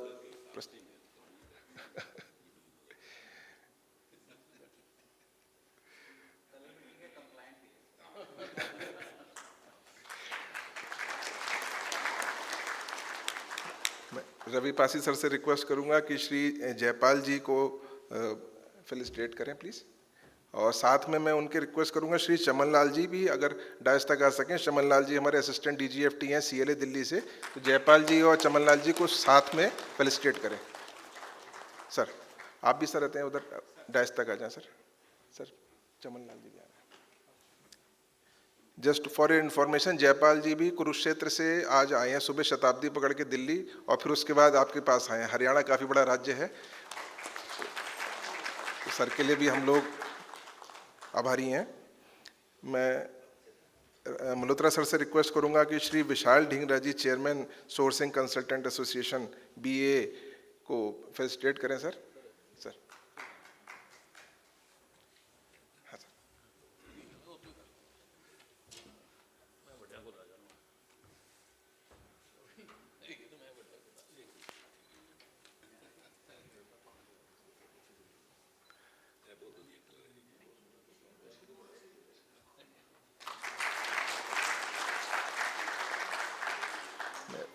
Shri Rajesh Rawat ji, additional executive director sir से मैं रिक्वेस्ट करूंगा कि श्री CA मनोज गोयल जी को सर फेलिसिटेट करें।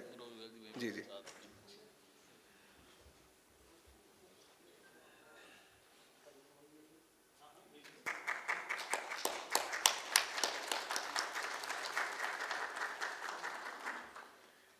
रवि पासी सर से रिक्वेस्ट करूंगा श्री संजीव चावला जी को फेलिसिटेट करें सर।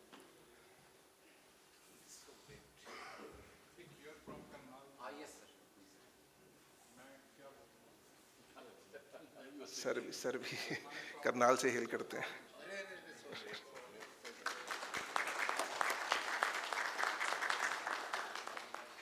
मैं मनीष शर्मा जी से रिक्वेस्ट करूंगा श्री संजय बेहरा जी को प्लीज फेलिसिटेट करें।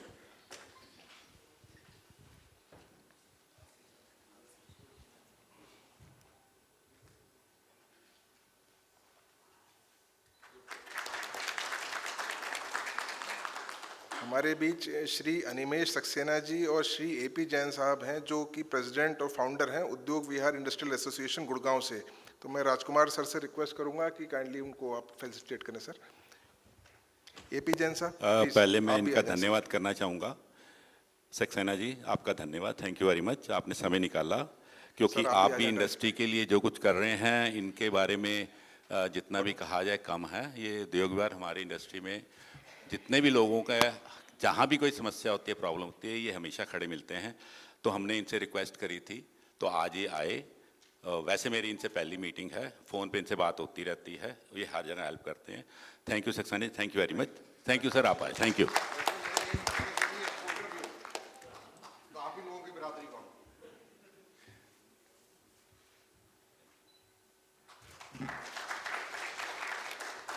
श्री AP जैन साहब से रिक्वेस्ट करूंगा प्लीज डायस पे आएं।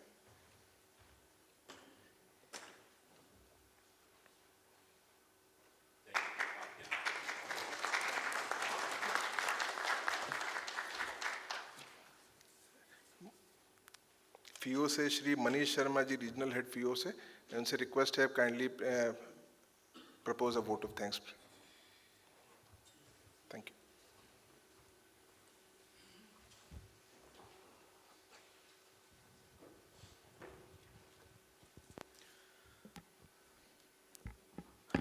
Good afternoon. Respected Shri Malhotra ji, Chairman EPCH and Regional Chairman, Northern Region for the FIO, Maninder Kumar ji, Joint DGFT, other dignitaries on the dais. On behalf of FIO, let me, it's very good that I'm presenting the vote of thanks, and EPCH has given us a opportunity to present the vote of thanks. When we talk about exports, exports not only, it's a crucial role that plays in the country, but also it is fetching the USD. And also we are talking about displaying our own things and displaying it to the other country. With regard to FIO, what we are doing, we are not only doing various programs, we are also doing international programs, domestic programs, various initiatives done by the government wherein we are doing capacity building programs and making sure that districts can be promoted as an export hub. So it's not only EPCH, whether it's FIO or other councils also, we are doing the same work. Any issues, any related to customs, the gentleman also mentioned about the customs program. He was facing some kind of issues. You can get in touch with Mr. H.C. Pant, who looks after the custom, and his email ID is hcpant@fio.org. Besides this, FIO is also, a true friend for the exporting community, which is there for many years. Mr. Malhotra has been very upfront and candid about what he spoke and the kind of role he is, doing in helping the export fraternity is amazing. With regard to today's program, I once again thank all the dignitaries present on the dais, Mr. Maninder Kumarji, Mr. Malhotra, Joint DGFT, Mr. Jaipal, Mr. Pasi, and EPCH for, joining hands with FIO for this program. Thank you, and thank you very much.